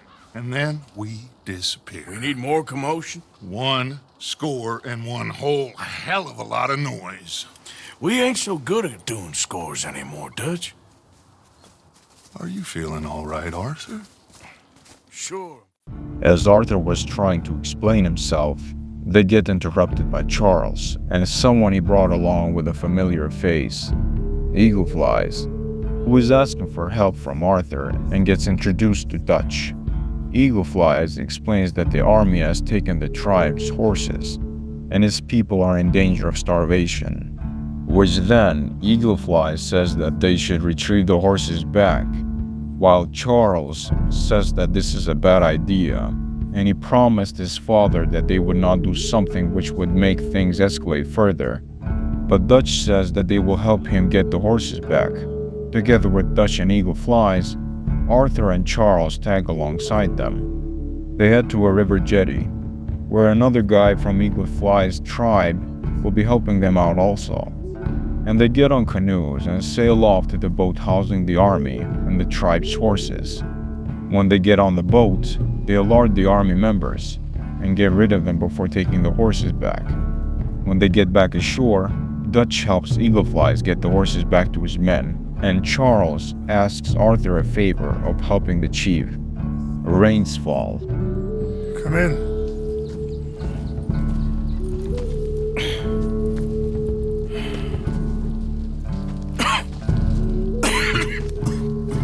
You don't sound very well. I'm not. I think I'm dying. Then I hope you find peace. I don't know too much about peace. Apparently not.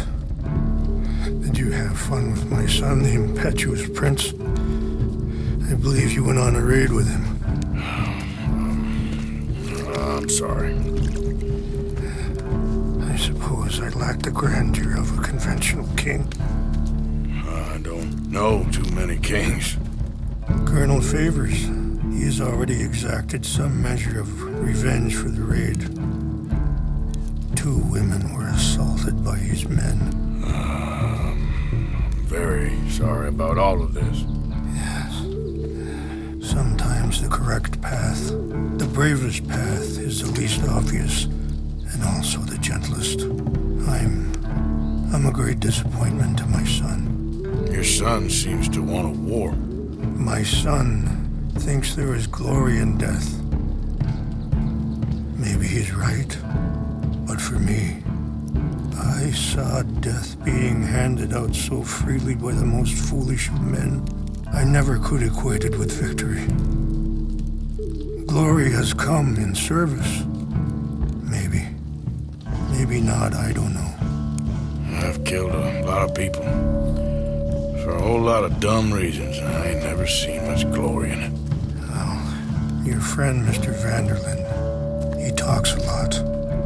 I don't know him, but my son is easily led.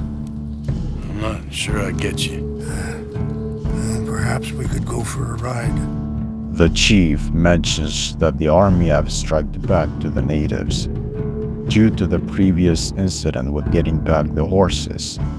The chief and Arthur go on for a ride to some mountains, which take them to a place considered to be sacred to the natives. And while on the way there, Rainsfall asks about Arthur to vent and talk more about the things that have been going on inside of his mind, as he mentions that the ride to the mountains is a great place to reflect and be at peace with yourself. To which then Arthur mentions about Dutch and how he considers him to be the best man he knew until recently, which Rainsfall says that you cannot really change a person. They just become more of who they really are. Then Arthur opens up about how he once had a son named Isaac, and how his mother, Eliza, was the waitress he had met. Arthur once came home and saw 2 crosses, that both her son and his mother were murdered for a bunch of scraps, reflecting this situation about his lifestyle that it doesn't promise good results when you play with fire for too long.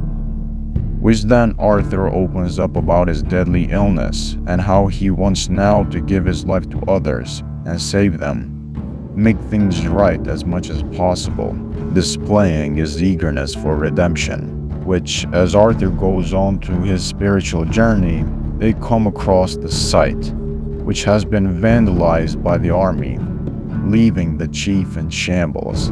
He is looking to find the Chinupa, which is a sacred artifact to his tribe, to which then Arthur notices a campfire, and he heads there, and he sees it's a camp set up by the army, to which they have confiscated the Chinupa. After getting it back, the chief is very thankful for the help. Yes, thank you. I'm very sorry about this. Even sacred things are only things. People, the heart, matter more. Was anyone hurt? No one was killed. Well done. Well done. I wish my son knew such restraint. My people owe you a great debt, and I'm giving you very little. But please, take this. We believe it to be sacred. Thank you. Thank you. Take those herbs I gave you, please. And most of all, I hope you can find peace within yourself.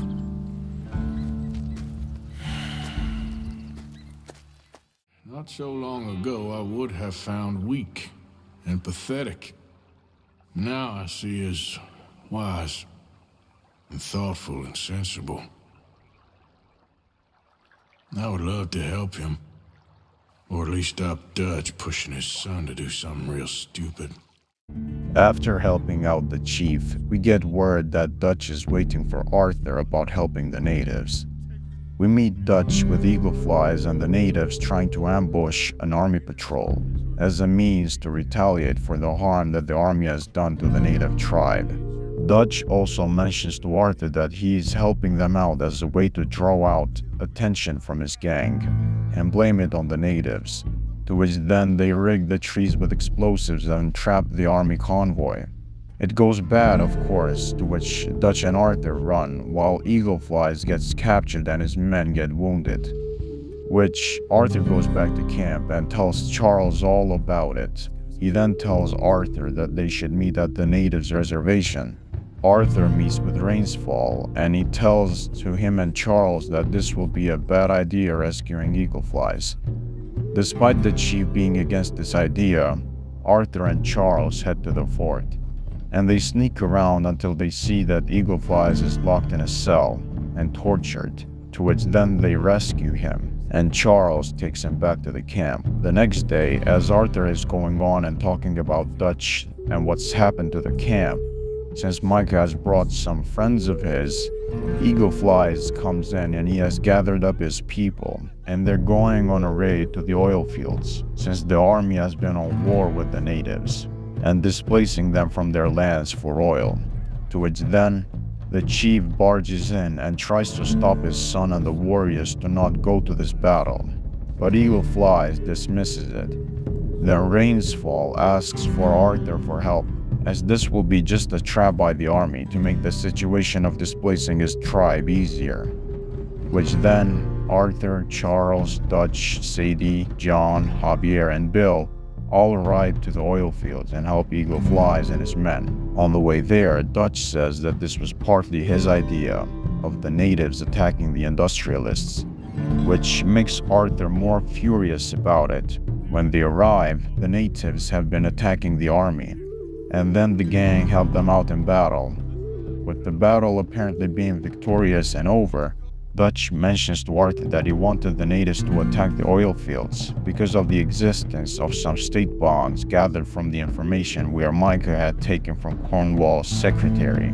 As then, when they arrive to the office, they find the bonds with lots of money worth. Seemingly, everything is going to plan.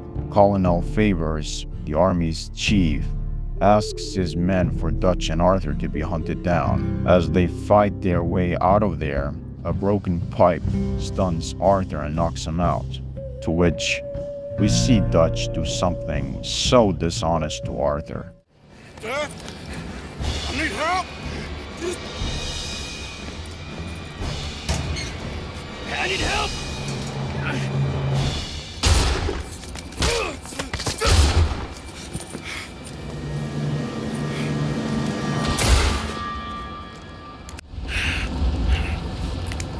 Oh, you silly fool!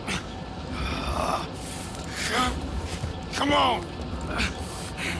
You saved my life more than once. To give mine for yours, it's as it should be. Come on! We need to go. You ran away. Oh, I did no such thing. Don't be a fool. They could be back here any minute. We did it, gentlemen. Well, we got some money. And with the train job, well, we got a whole lot of money. Come on. Everything is coming together. Exactly as I planned. I've got to take the boy to his father. As you wish. Usually is nowadays. Sure. Come on! We gotta get back to camp and prepare. Let's ride! I'll be back when I can. I'll stay with you. And me, of course. Heartbreaking as it is, according to Dutch, everything is going to plan. Because he had ill intentions by helping the natives in the first place. So Arthur takes back Eagle Fly's to the reservation alongside Charles and Peta, one of Eagle Fly's men, and they reflect on themselves. How Charles doesn't want anything to do with the state bonds, and Arthur being in disbelief how Dutch left him to die, if it wasn't for Eagle Fly saving him.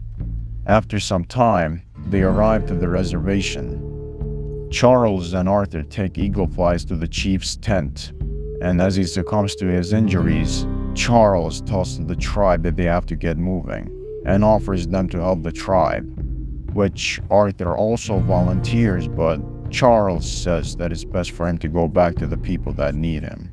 With Arthur helping out the natives in any way he could, and no good result coming out of it, it's time to head back to the camp. Dutch had mentioned that there's a trial for Colum, and he's going to be executed in Saint-Denis, to which Arthur, Dutch, and Sadie are all there to make sure he will get the justice and his time due. Arthur and Dutch dress as policemen, while Sadie as a high folk lady. And they head to the gallows, where they notice that Colum's men are there to help him, but Arthur and Dutch have a plan to stop it from happening, to which Arthur heads onto the roof as Colum had an escape plan by someone ambushing the police through the roof, so Sadie and Dutch join back the crowd, and they slowly watch as at first Colum acts all tough, but until he realizes his escape plan has gone to waste, he breaks mentally, as he didn't have time to prepare for his untimely death. Which then, as everything was going smoothly, Sadie cannot contain her anger and blows their cover, to which then they have to fight their way out of town. Sometime later after that, the gang gather up some dynamite by a stagecoach of Cornwall, to which then John and Arthur are instructed to place it on a bridge. And here we get to see of how John and Arthur think of how Dutch has gone insane and derailed from his moral codes he once preached and practiced. And then Arthur talks about what his plans are, since the gang has fallen from grace. More chaos. Yeah, I know. I mean, I love Dutch. He saved me a long time ago. I feel like in Saint-Denis, when I got arrested, maybe he could have done something. I feel like you should take your woman and child and get lost. Do you? You could give something to Jack. It's that or... Well, I don't see no way out of this. But what about loyalty? Be loyal to what matters. What are you gonna do? I'll be okay, but do it for me. It would make me feel good, if that makes any sense. A little, but... Listen to me. When the time comes, you gotta run and don't look back. This is over. Tell the truth, I ain't even sure I fully understand Dutch's plan with all this. Like I said, John, when the time comes, you go. What about loyalty to everything? You've been loyal. I've been loyal. Look what that caused. You know, all that ever mattered to me was loyalty. That's all I knew. That's all I ever believed in. Well, not anymore, John. Soon, you gotta go. Go. Don't look back. I'll think about it. I've done a lot of thinking. Look at us. Out here risking our necks, and for what exactly? For an idea that don't work no more. How you mean? You know just what I mean. You got a family. You need cash. You need to start building a life for yourself. Me? I need a vacation. And Dutch has all the money for safekeeping. You know something? Abigail thinks she might know where some of that money is. Will you tell her she better make sure? And then come talk to me. And we'll find out just who and what we should be loyal to. I don't know, Arthur. Nor do I. But I'm seeing things a lot more clearly now. I wish things were different. But it weren't us who changed.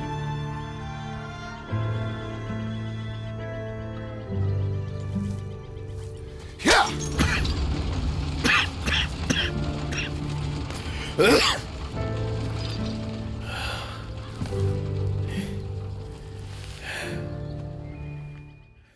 After they get rid of the bridge as a way of Dutch making up smoke, Arthur has decided that saving lives is what matters to him right now. Not the gang, not Dutch, not the loyalty to it, but loyalty to making himself a better person, sacrificing his life so he could provide John and his family a life with promise and longevity. The idea of outlaws longing in the country is done and not welcomed anymore. So Arthur is also deciding to leave his life as an outlaw behind him when the time is right and move on. Back at the camp, we see Sadie practicing on becoming a butcher by throwing knives, and she asks for help about something, as she needs to head to a ranch where the O'Driscolls are said to be residing. And Arthur eventually is a bit hesitant due to his illness and the lack of energy it results from it. But Sadie says that Arthur is the only one who she trusts from the gang at this point, and it's a way for her to get closure on her late husband. So Arthur agrees, and he asks Sadie for a favor also, which is to help him out when the time comes about letting John and his family go. But in the meantime, they go to camp together nearby the ranch of the O'Driscolls. And after clearing out and Sadie letting the tiger loose, Arthur heads to a barn to clear out the remains of the gang, while Sadie goes to the farmhouse. And after we go to check up on Sadie, we see her all red and tense, bringing an end to the O'Driscolls.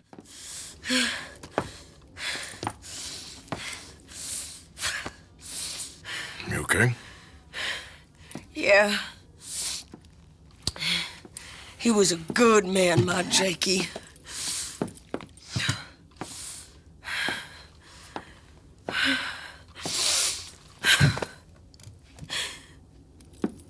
We was always sweet on one another. I'm sure. Yeah.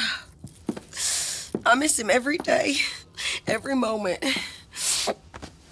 They turned me into a monster, Arthur. But my memories of him, they still pure. I ain't even got that. Aside from my Jake, you're the best man I've known. I know the company you keep. The competition ain't too fierce. We should get away from her.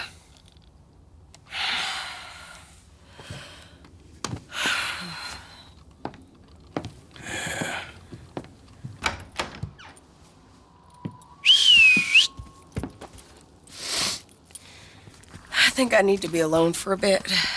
I understand. You, I want to get yourself cleaned up. Thank you, Arthur.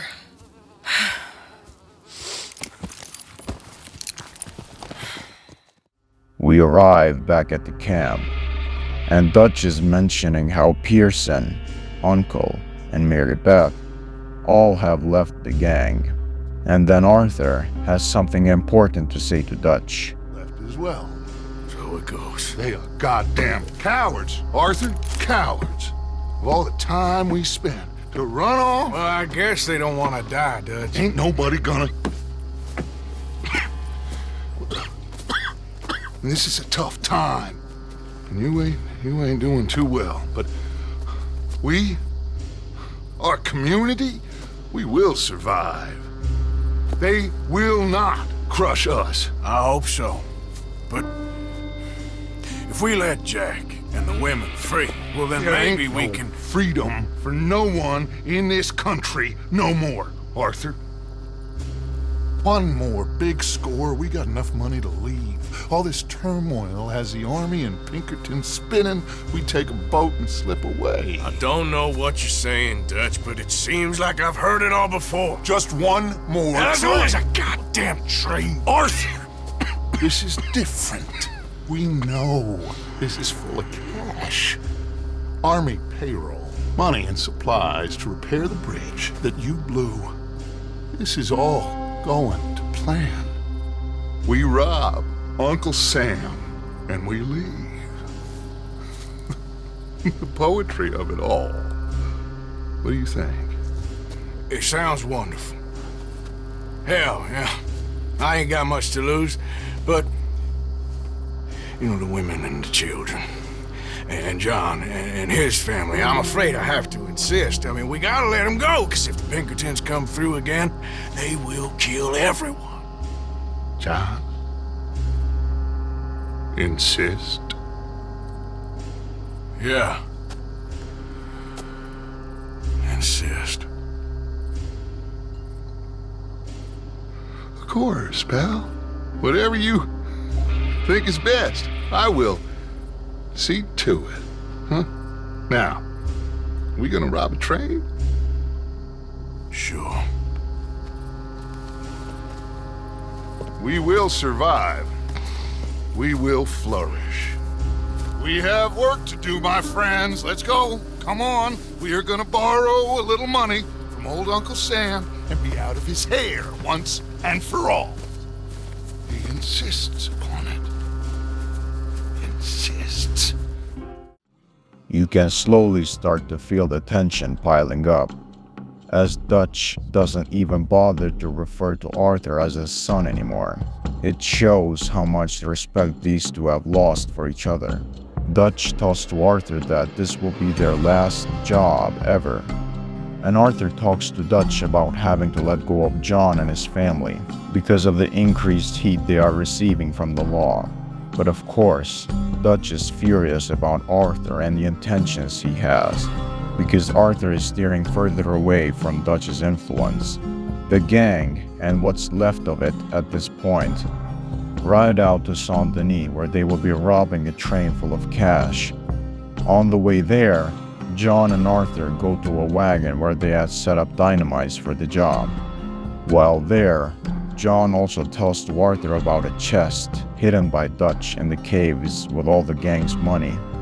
And John tells that Abigail and Jack are preparing to leave, to which then Arthur says that whatever happens at the robbery today, John will be leaving alongside with his family. They arrive with the gang, and Dutch tells that he has set up the boat heading to New York, and then they'll board the one heading to Tahiti. When they arrive to Saint Denis, the train that they were supposed to rob doesn't stop like they had planned to. So they get on their horses and chase after it.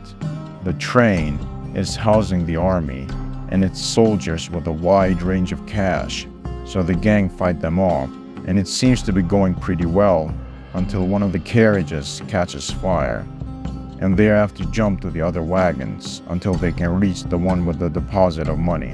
While at the new carriage, as Arthur is setting up the special weapon to fight off reinforcements, John gets shot, and he gets knocked off from the train, to which Dutch, Micah, and Javier say that they're going to go back for John. When they arrive at the cargo carrying the cash, they loot it down, and they have to get off the train before it reaches to the destroyed bridge, to which then the others meet up together to retrieve the money, and Dutch, disappointingly, tells Arthur the news that John didn't make it, as the patrols got rid of him. Arthur doesn't know what to make of it, as his plans of getting John out didn't go exactly to plan. So they ride back to camp. As the gang is about to arrive at the camp, Tilly talks about something, which is concerning.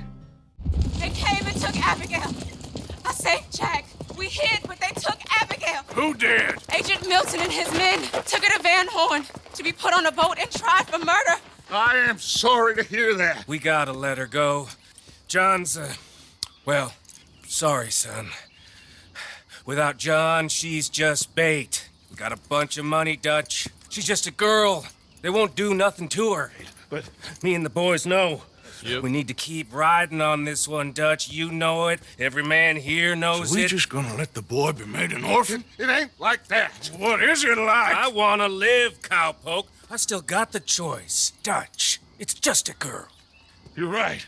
Dutch, Micah, it pains me to say it, Arthur, but he's right. Touch! Come on, boys. Yeah!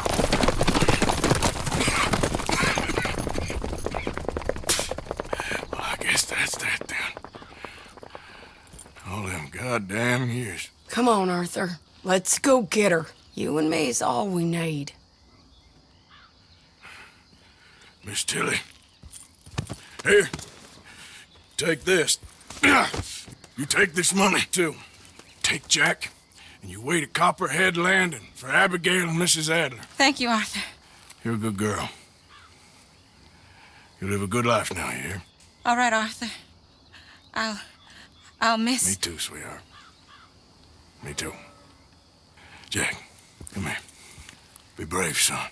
I'm gonna go get your mama. Mrs. Adler. Ride with me. At this point, Arthur doesn't know what to expect from Dutch anymore, as he has fallen so low from his own words. Kieran, the O'Driscoll who had joined the Vanderlands, mentioned how Dutch and Colum aren't so different. Colum made sure that Sadie became a widow, while Dutch is making sure that Jack becomes an orphan. On the way there, Arthur and Sadie talk about how he doesn't know what to think anymore, as Dutch is a completely different person now. Either he became like this, or was like this all along, but began not to hide it anymore, reflecting Rainsfall's words, how people don't change, but they become more of who they really are, how Dutch used all the gang members to satisfy his own greed, and the amount of people Dutch has his hands soaked with their blood, as Arthur promises that they have to stop the gang and all the curses they have brought along with it. Eventually, Sadie and Arthur arrive at the place where the Pinkertons are holding Abigail, and Arthur gets up to the lighthouse, helping Sadie get to the building where Abigail is held up. After some time, Arthur himself goes to the building to help Sadie because she gets captured by the Pinkertons also. As when Arthur enters the building, he gets rid of the Pinkertons until... Calm down, Mr. Morgan.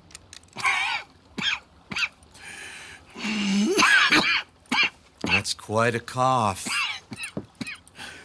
Sure. tuberculosis. I'll be dead soon. And you with me, Mr. Milton. You'll be dead, sure. But I'm gonna be just fine. We offered you a deal, Mr. Morgan. You should have taken it. I'm a fool, Mr. Milton. Not all you boys have quite so many scruples. Old Micah Bell. Micah? You mean Molly? Molly O'Shea? Sweated her a couple of times, never talked a word, had to let her go. Micah Bell. We picked him up when you boys came back from the Caribbean, and he's been a good boy ever since. Okay. Okay. Just what a revelation. The thing that Micah was accusing Arthur of is himself. The thing that Dutch was accusing John of is the man who took advantage of Dutch when Hosea wasn't there to keep him in check anymore. As Arthur, Sadie, and Abigail escape, they fight off the remaining Pinkertons. After losing sight of them, Arthur talks about something he has to do before his illness cocoons over him. What happened to John? Where's John? I don't... I think...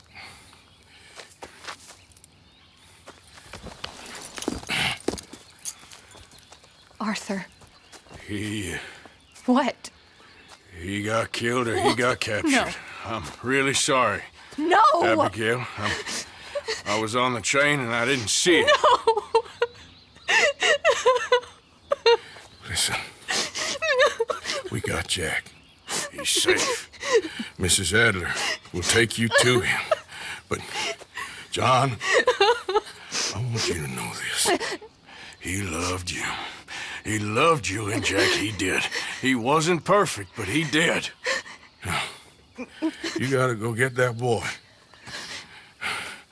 Come on, get out of here. Arthur, what are you doing? I gotta go have a little chat before I get much sicker. No, Arthur. Don't you owe Arthur me. Neither of you two. Not now. You both know.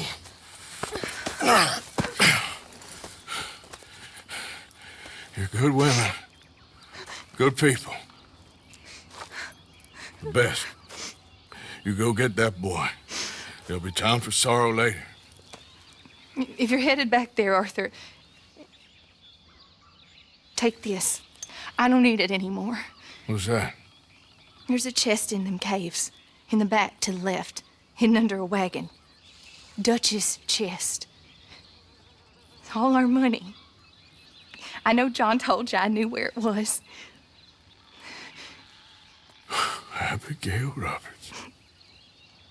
Always was a good thief. That you was. Go on, get out of here.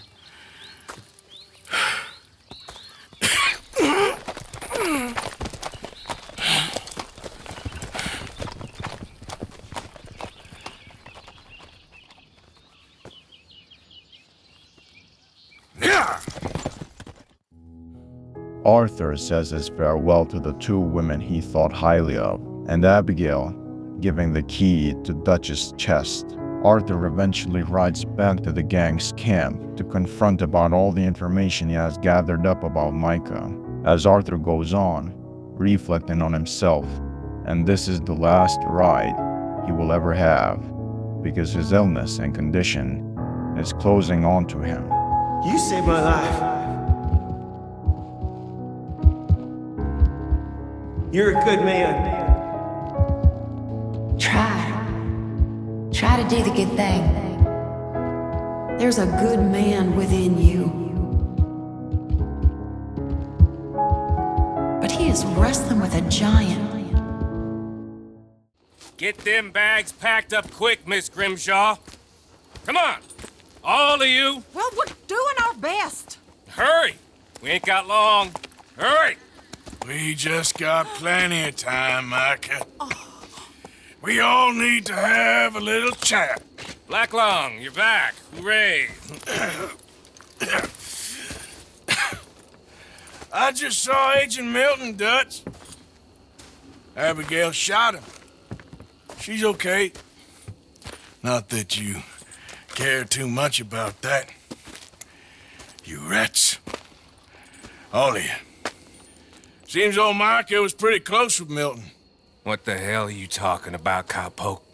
You talked. That's a goddamn lie. Dutch. Dutch, think of the future. Milton told me. And you believe him, Black Lung? You believe him? It all makes sense now. No, it damn well doesn't. Dutch, think. Dutch, be practical now. Dutch! John? You left me! You left me to die! My boy, I didn't have a choice. John, I didn't have a choice. Left me! All of you, you pick your side now because this is over. All them years, Dutch, for this snake. Be quiet, cowpoke. Be quiet. You live in the clouds. No, you be quiet, Mr. Bell, and put down your gun. There's Pinkertons coming, fast! Now! Who amongst you is with me? And who is betraying me? Well, Javier, think for yourself. He's lying. He's lying! Put your guns down! God damn it! Move! The gang is too far gone to be saved. Dutch has his head too connected into Micah's words. They left John to be surrendered to the law. Miss Grimshaw getting murdered, who had been part of the gang for over 20 years. And Dutch still cannot fathom who the real traitor is, because he has his head so far into greed. Dutch didn't change. He was stuck onto doing what he knew, while Arthur changed into something which is doing what's right. So the Vandalins leave John and Arthur to fight off the Pinkertons, while they run away with the money they got, to which then they lose the Pinkertons. As they run into the cave and exit someplace else, Arthur tells to John that Abigail and Jack are safe and are waiting for his return, even though they think he had already passed away.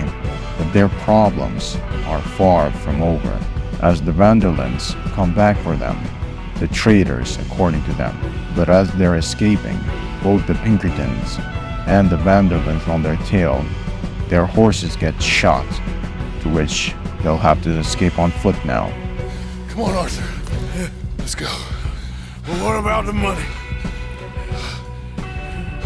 Abigail gave me the key. I head down there, I'm dead in 5 minutes. I got a family. That's more important. Maybe you're right, but... You want the money? You head down. I gotta go to my family. I'm coming with you. I'll get you out of this bullshit if it's the last goddamn thing I do. Thank you. So Arthur decides to help John escape, and they head out to the mountains in order to get rid of the pursuers, until Arthur cannot go on anymore, because of his illness slowly closing in on him.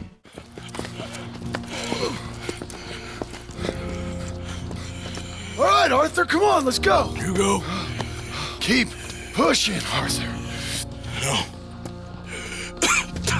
No. I think I've pushed all I can. Come on. You go. We ain't got time for this, not now. We ain't both gonna make it. Go. Now. I'll hold them off. It would mean a lot to me. Please. Ain't no more time for talk. Go. Arthur. Go to your family. Arthur! Get the hell out of here and be a goddamn man. You're my brother. I know.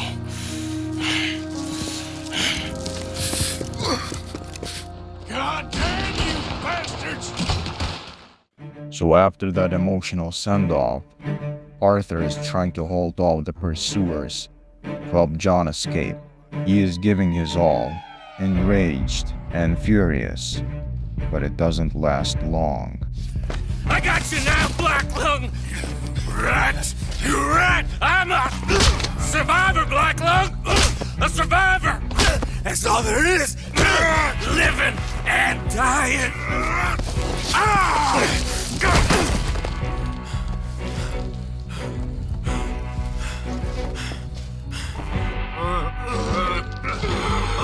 Black Lung, you don't know how much I long to do this.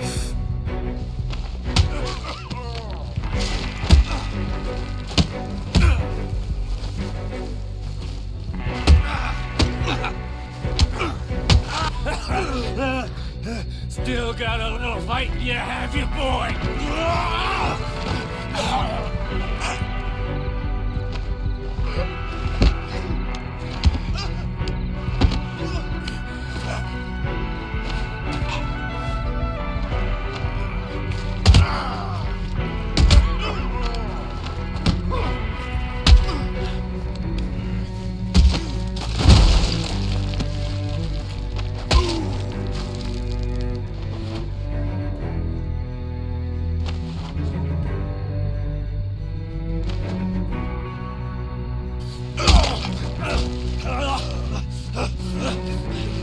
All there is, winning and losing.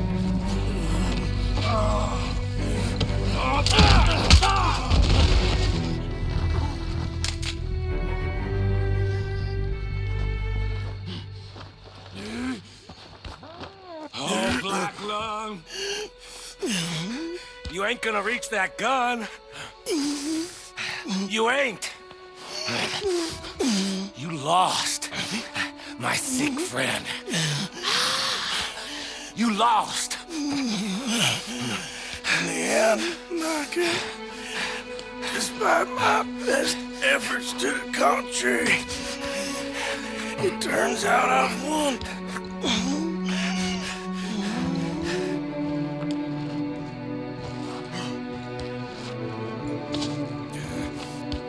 God damn you. It is over. Now, Arthur. It's over. Oh, Dutch. He's a riot. You know it, and I know it. He's sick. He's dying. He's talking crazy.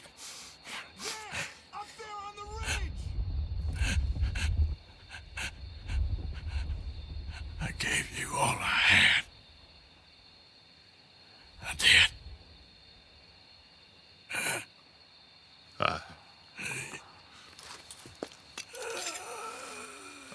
Come on, Dutch.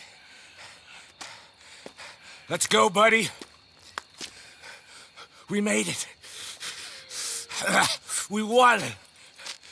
Come on. John made it. He's the only one. The rest of us... No. But I tried. In the end, I did. Come on. Let's go. We can make it.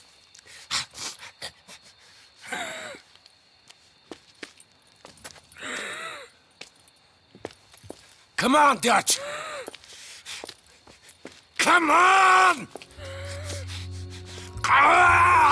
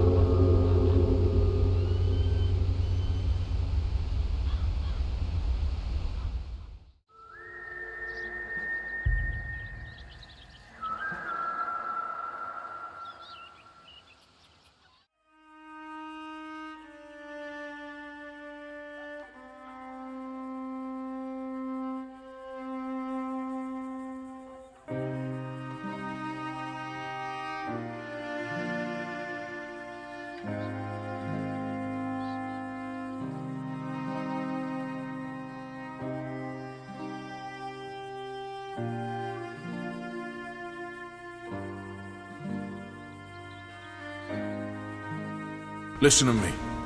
When the time comes, you gotta run and don't look back. This is over. That was close. Too close. We brought that trouble on ourselves. By we, you mean me. Well, wasn't me who went and shot him. Seemed like he deserved shooting. I'm sure he did. But I've been thinking, ain't it about time you stop being the man making them decisions? I'm trying. Are you? I think so. I gotta find someplace to lay low. Keep quiet. It's been 8 years since the events of the inner conflict within the Vanderlands. John Marston, along with his wife and son, are on the run, as even though Arthur gave his life to John for him to leave the life behind, it's not easy to stay away from a bad relapse. The Marstons are fleeing from an incident which resulted in John shooting someone. So Abigail is begging for John to try to leave his past life as an outlaw behind him and try to live an honest life. So they're heading to the town of Strawberry, where they can lie low and find some honest work, which John Marston, now with the alias of Jim Milton, heads to the general store to find some work, which he comes short of but delivers some goods to a ranch. While the wagon is being loaded up, we meet with Abigail to see if she has found any work yet. Hey, how you getting on? I found some work. Me too. Delivering goods out to some ranch. Cleaning a doctor's surgery. Fine living. It is, John. Oh, it is. This is the way to it. I'll take your word on that. Well, what do you suggest now? I'll stay here. Get on with the work. You deliver them goods and then collect me. Okay. And John, I love you. Don't you forget that. Not ever now. I won't.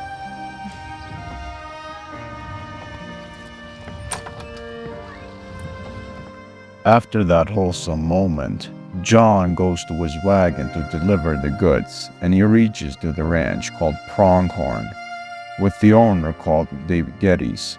His overseer, Mr. Dickens, is being asked by John if he can offer some help with having a job here, considering the bad luck his family is having. But as they're discussing employment, some gang members bully Mr. Dickens and attempt to steal the wagon, to which John gets it back and leaves the overseer impressed. And he will discuss matters with Mr. Geddes about gaining employment here. As then, John gets to have a cabin within the ranch.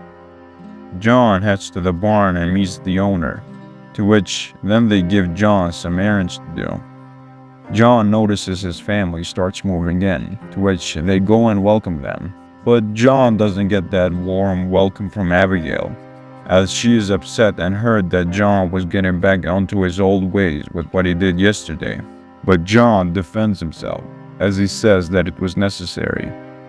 Then John begins the ranching work, milking cows, cleaning out horse stables, and after a long day of working, he heads back to the cabin to meet up with his wife.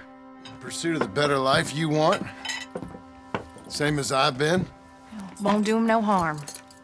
I know. Guess maybe we can last here. Survive. Do a little better than survive for once.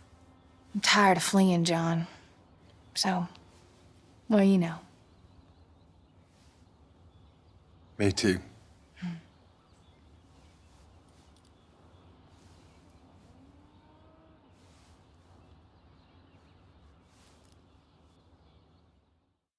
The next day, John continues his work at the ranch, building fences, taking care of stubborn bulls, taming horses, and finding lost ones. As then, John heads back to the cabin after a long day of work, to which Abigail is trying to convince him to take Jack out of the cabin, since all he is doing is staying inside, to which they go out and spend some quality father and son time. They head to a nearby stream. John teaches his son how to ride horses, and they race the horses together back to the ranch. But when they arrive home, John hears some gunshot noises in the distance, and he goes to investigate the disturbance. When he arrives to the place, he sees that one of the workers of the ranch is being bullied by those gang members that had previously attempted on stealing John's wagon. John tries to defuse it, but the leader of the gang isn't so keen on things going smoothly, so they go on a brawl, which Abigail notices and stops the fight. Which the leader tries to harass Abigail, but of course, John defends her, and the gang run off, but Abigail isn't so happy of John repeating his mistakes. So John heads back to the cabin to get some coffee, and Abigail says that she read on the newspaper about a ranch being sold called Beecher's Hope nearby Blackwater. And she gets hopeful as they can get loans and buy the place because it's her dream. But they get into an argument about how it is not possible right now. But as they're going, Mr. Dickens barges in about some deliveries to be done in Strawberry, to which Abigail mentions John should head to the post office and get the dress she ordered. And John also takes Jack along with him. They arrive to Strawberry, and John doesn't know which name should he use to receive the order. After having that identity crisis, they load the parcels onto the wagon. As on the way back to the ranch, John and Jack get ambushed by some people he had problems with months ago. John tells his son that he should hide, and the men start shooting at John. After getting rid of them, John and Jack head back to the ranch quickly, to which, when they arrive, Abigail notices something wrong, and John tells about what happened, which she gets very angry to no surprise. The next day, John meets with the owner, Mr. Geddes, and he talks about how thankful he is for the help that John is giving to the ranch. John heads back to the cabin, eating dinner prepared by Abigail, and they reminisce about their time in the Vanderlands a bit before going to sleep. As they're sleeping, John and Abigail are woken up by gunshot noises, and John rushes outside, which the Laramie gang have come back and they have vandalized the ranch. And John gets rid of the raiders. Mr. Geddes says that the Laramie boys have stolen the cattle and they have to get it back from their ranch, to which John rides out to their place and gets rid of all of them, as when he returns back to Mr. Geddes, he is very thankful of him. John gets back to his cabin, but Abigail doesn't talk to him, as she is very angry. In the morning, as John is working, he receives a message from the telegram and it's Sadie Adler, reaching to John that they should meet in the saloon at Valentine. John goes back to the cabin to let Abigail know about this, to which this is what happens.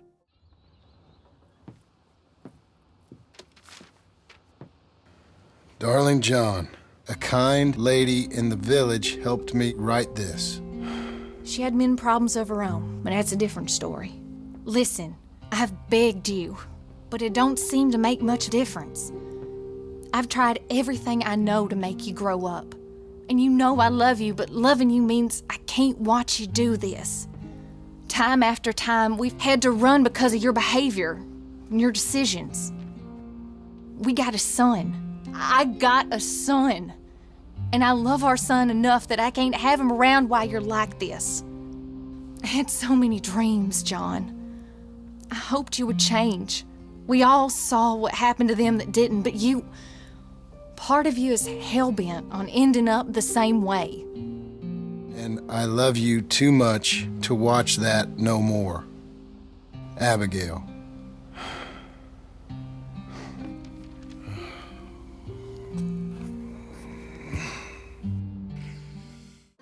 Now John gets heartbroken from that, of course, but he knows she's not wrong for this.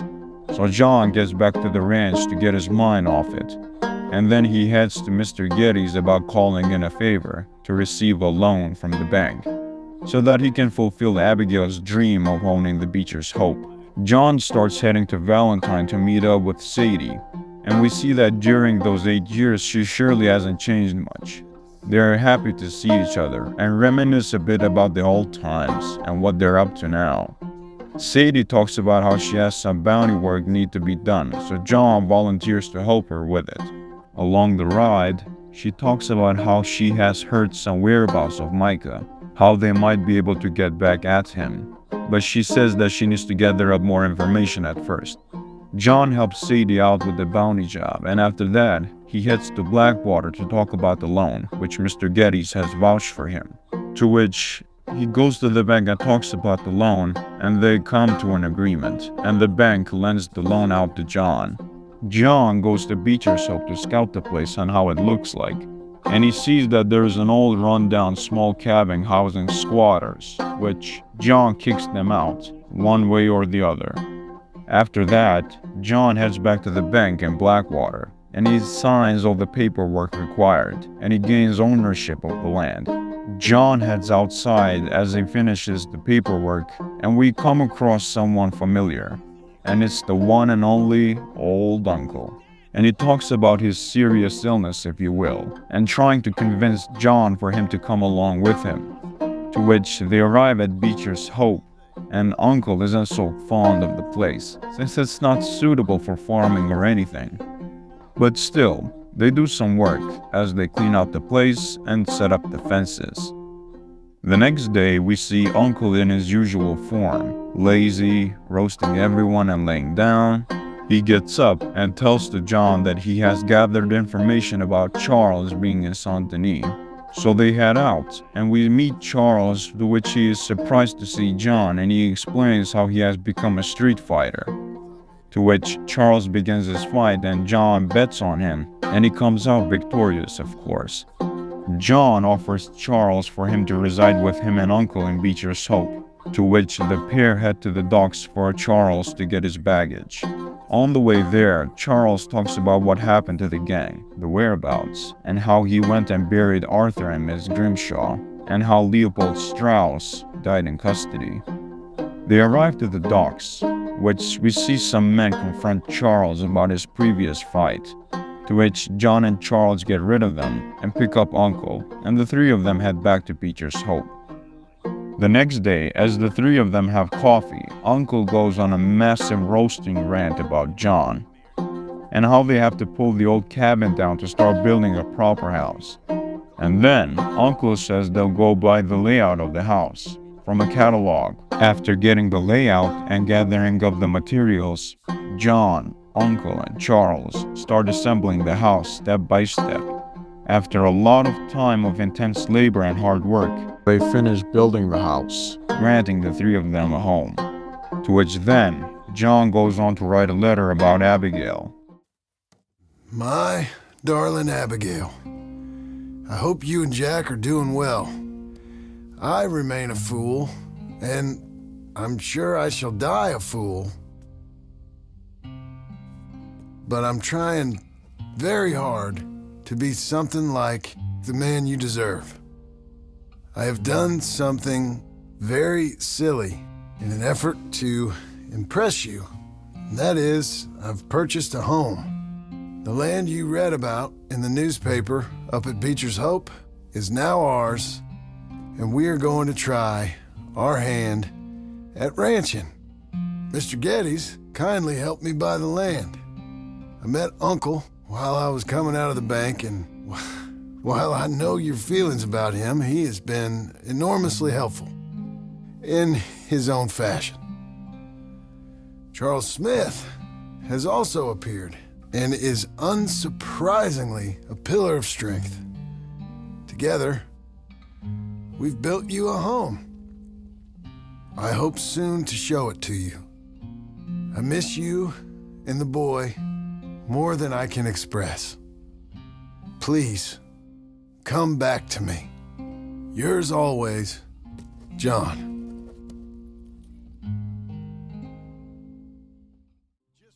So after John sends his attempt on winning back Abigail, he finds Uncle under a tree, sleeping. To which John wakes him up and says that they need to start working on the land, or they'll starve. Uncle says this land is only good for grazing, to which the both of them head into town to buy a pre-cut barn from the lumber, same as they did with the house. And they have a deal. Uncle and John headed to the bank to receive another loan, which they decline it.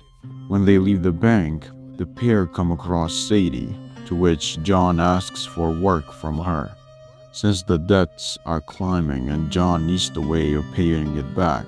So she suggests on him helping her doing some bounty work even though it's dangerous, and after long days of getting bounties done, they finish it by bringing the wanted men to the sheriff's office.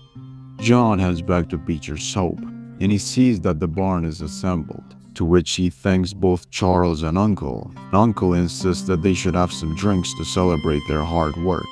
They go on, drinking all night, singing and dancing, and they pass out on the floor eventually. The next day, Charles wakes up John about how Uncle has went missing, and how some sadistic gang may have taken Uncle, called the Skinner brothers. So they pick up the trail, and find that these Skinners are trying to turn Uncle into kebab. John gets ambushed, which Charles saves him, and John returns his favor. Then they clear out the camp and get Uncle to safety. Letting both Uncle and Charles get to rest, John gets to do some more work in the ranch until he is met with an unexpected pleasant surprise. What the hell?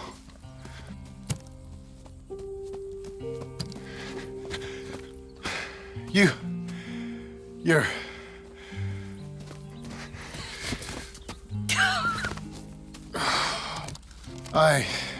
You always did have that fine way with words. You doing all right, son? Sure, Pop. Can I go see the house? Sure. Just give him some time. He'll warm up. It's quite a place you got here. It's yours. Ours. I should see about that boy. Who's my new rival? Oh, that's Rufus. He's loyal, dumb, and angry, so he reminded us of you. That's your idea of a joke, miss? I guess. Come on!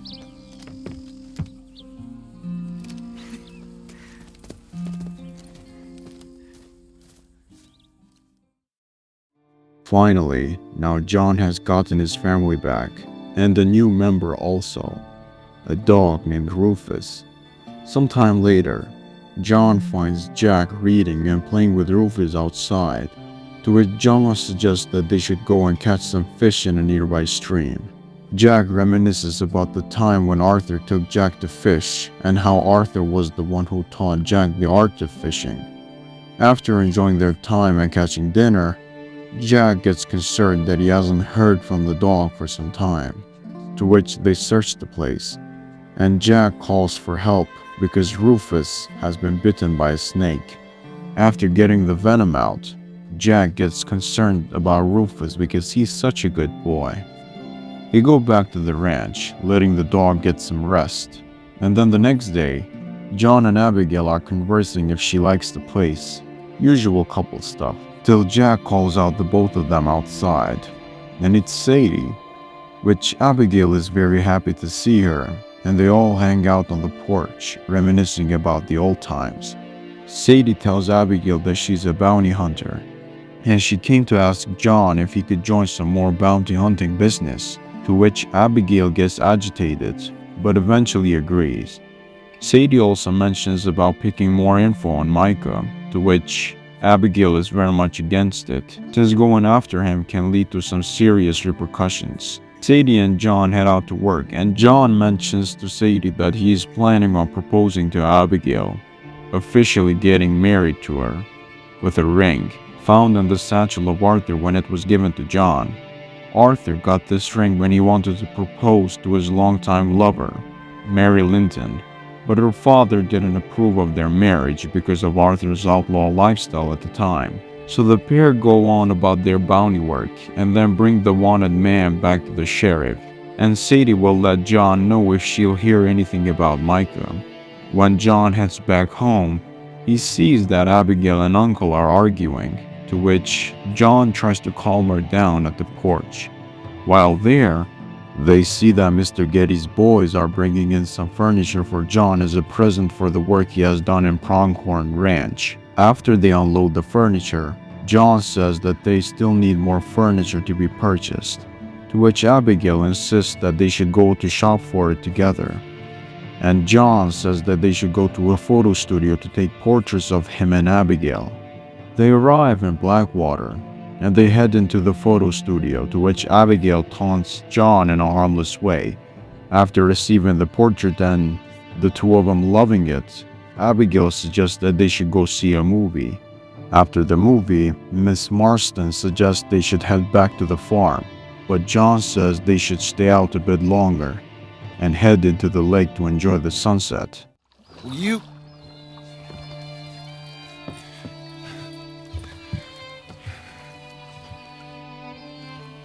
Will you marry me? Get up. I am married to you. No, I mean proper. In front of God. You serious?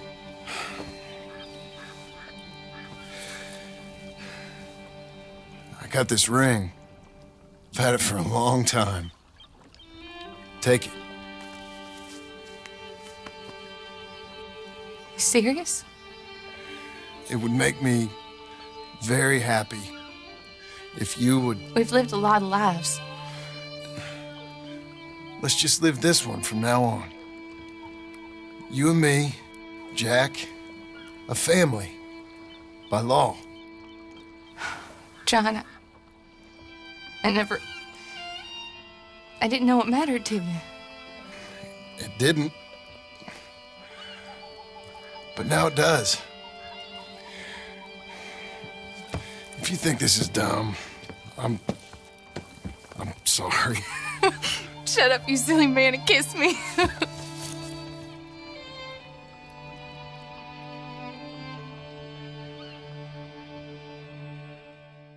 Oh, Marston. Arthur would be proud. The next day, we see Jack reading stories to Uncle and Abigail. Charles calls out for John to see what's happening. And it's Sadie, and she came to tell to John that Micah has been found, as one of his men has been drinking his strawberry after a massive scandal. Abigail hears about this and she's doing all her best to stop John from doing this because it's a bad idea, which John won't budge, as then all three of them head out to Strawberry. On the way there, they talk about the gang, and how this is also a way to avenge Arthur, but Charles says that revenge isn't something Arthur would care about. Charles and Sadie talk about what their plans are. Charles wanted to go to Canada and settle down, while Sadie going to South America.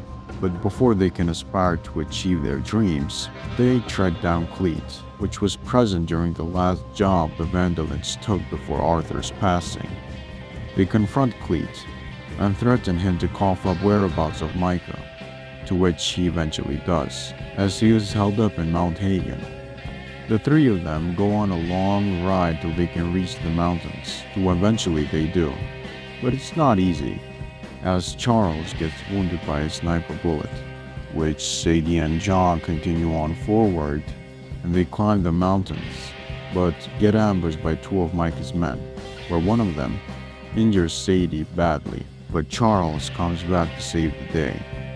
John asks Charles to stay with Sadie, as he is going to carry on alone till he reaches Micah, which we see what John Marston is really capable You got a of. habit of just showing up. When I got something to take care of, sure. Just you left, is it? Yeah, just me.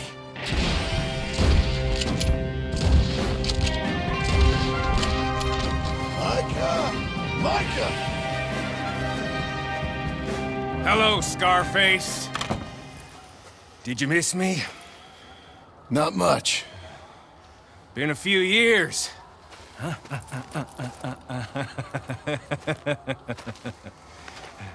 Didn't reckon I should waste my time killing you. But I felt different. So it seems. Well, maybe after all this is over, I'll go pay her a call. And the boy. Whatever you say.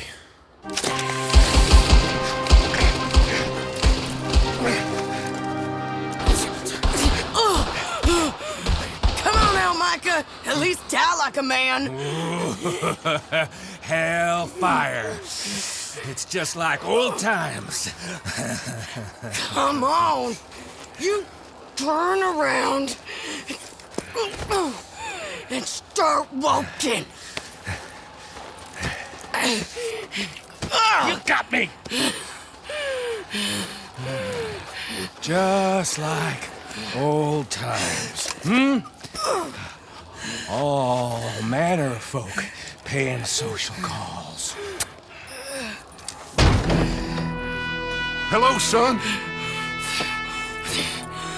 Mrs. Adler. It's been quite a while.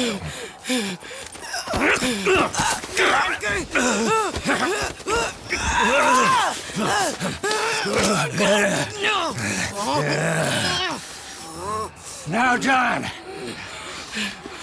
Now, what were you saying?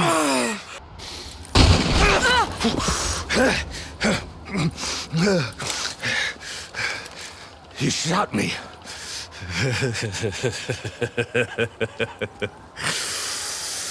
You shot me pretty good.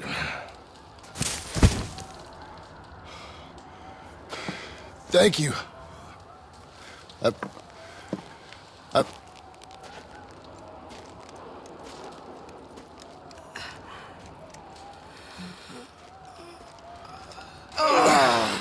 Let's go get Charles.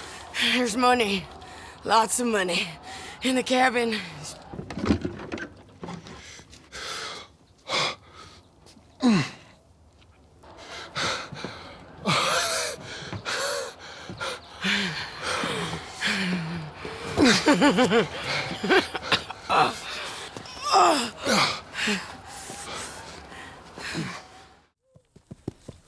Jack, Uncle, come out here!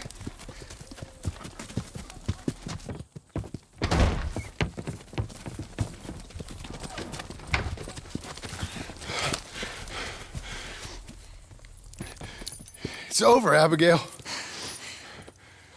It's all over.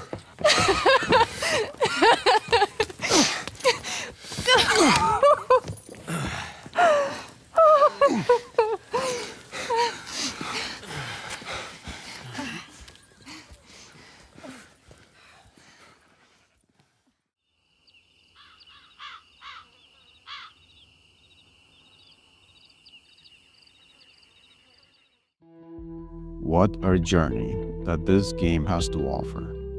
It's a once-in-a-lifetime experience that you won't be able to receive from any other game. The amount of work, detail, and effort that was put into creating this game is astonishing. Over 2,000 days of motion capture, 500,000 lines of dialogue with over 1,200 actors, the diverse map, the unforgettable characters, the story that makes you reflect about your life, which Arthur Morgan surely has impacted our lives in one way or the other. Because if you decide to go through a high honor playthrough, maybe it is just me, but it starts impacting your daily life also. To take a gamble that love exists and do a loving act, maybe helping out the poor, feeding a stray cat on the street. I know it's just a game, but it tests out your character and it resonates with you, one way or the other, aspiring you to be a better person. Because an individual's personality gets determined when you do a favor for someone that you know won't be able to pay you back. This game, for me, is the greatest piece of media ever created. It wouldn't even have to be a game. It could have been a movie or a book, and it would still be able to achieve that unbeatable crown is in possession of. The downfall of the Vanderlyn gang, the slow demise of the Wild West, and Arthur going through a metamorphosis like a butterfly, changing to an unrecognizable person towards the end. Maybe the illness did shorten his life, but during the last days, he lived a life worth 100 years in the span of a short time. It is a masterpiece, a poetic game full of insane level of detail, which this conclusion wouldn't be enough to emphasize it in words. How does Arthur Morgan or Red Dead Redemption 2 still resonate with you? Let me know all about it in the comments. And if you enjoyed this video, please like and subscribe as it would help me out a lot. Thank you to you and the developers. Enjoy your day, and ciao.